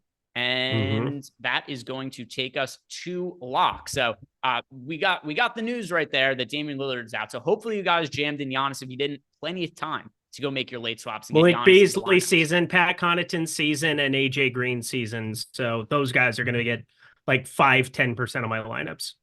Couple things you guys should do to find value for yourself. Hang out in our Discord channel. One of the perks of being a Stokastic member, you get access to our Discord channel. I'm going to be hanging out in there until the game's locked later in the night, updating you guys on whatever kind of changes I make to my lineups and answering any questions you guys have. And also, if you haven't signed up at BetMGM, use the link we have below. a bet of just $5 on BetMGM. They are going to give you $158 in bonus bets. Do it with your hands, Eric. Try it. 158. Do it. All right, you did it in the wrong order. Yeah, there you go. You accidentally did the 5 first before and did 518. You don't want to confuse the people. $158 in bonus bets ahead of Super Bowl 58. That's why it's 158. And that is a deal that is going to be going away after this weekend. So take advantage of it now. Sign up using the link we have below. Take advantage of some bonus cash over at BetMGM. If anybody know has a gambling problem, call or text the number 1-800-GAMBLER. Guys, that is going to do it for us. Thank you very much for watching. Yeah, like the video, subscribe to the YouTube channel. We'll see you back here tomorrow. Have a great night.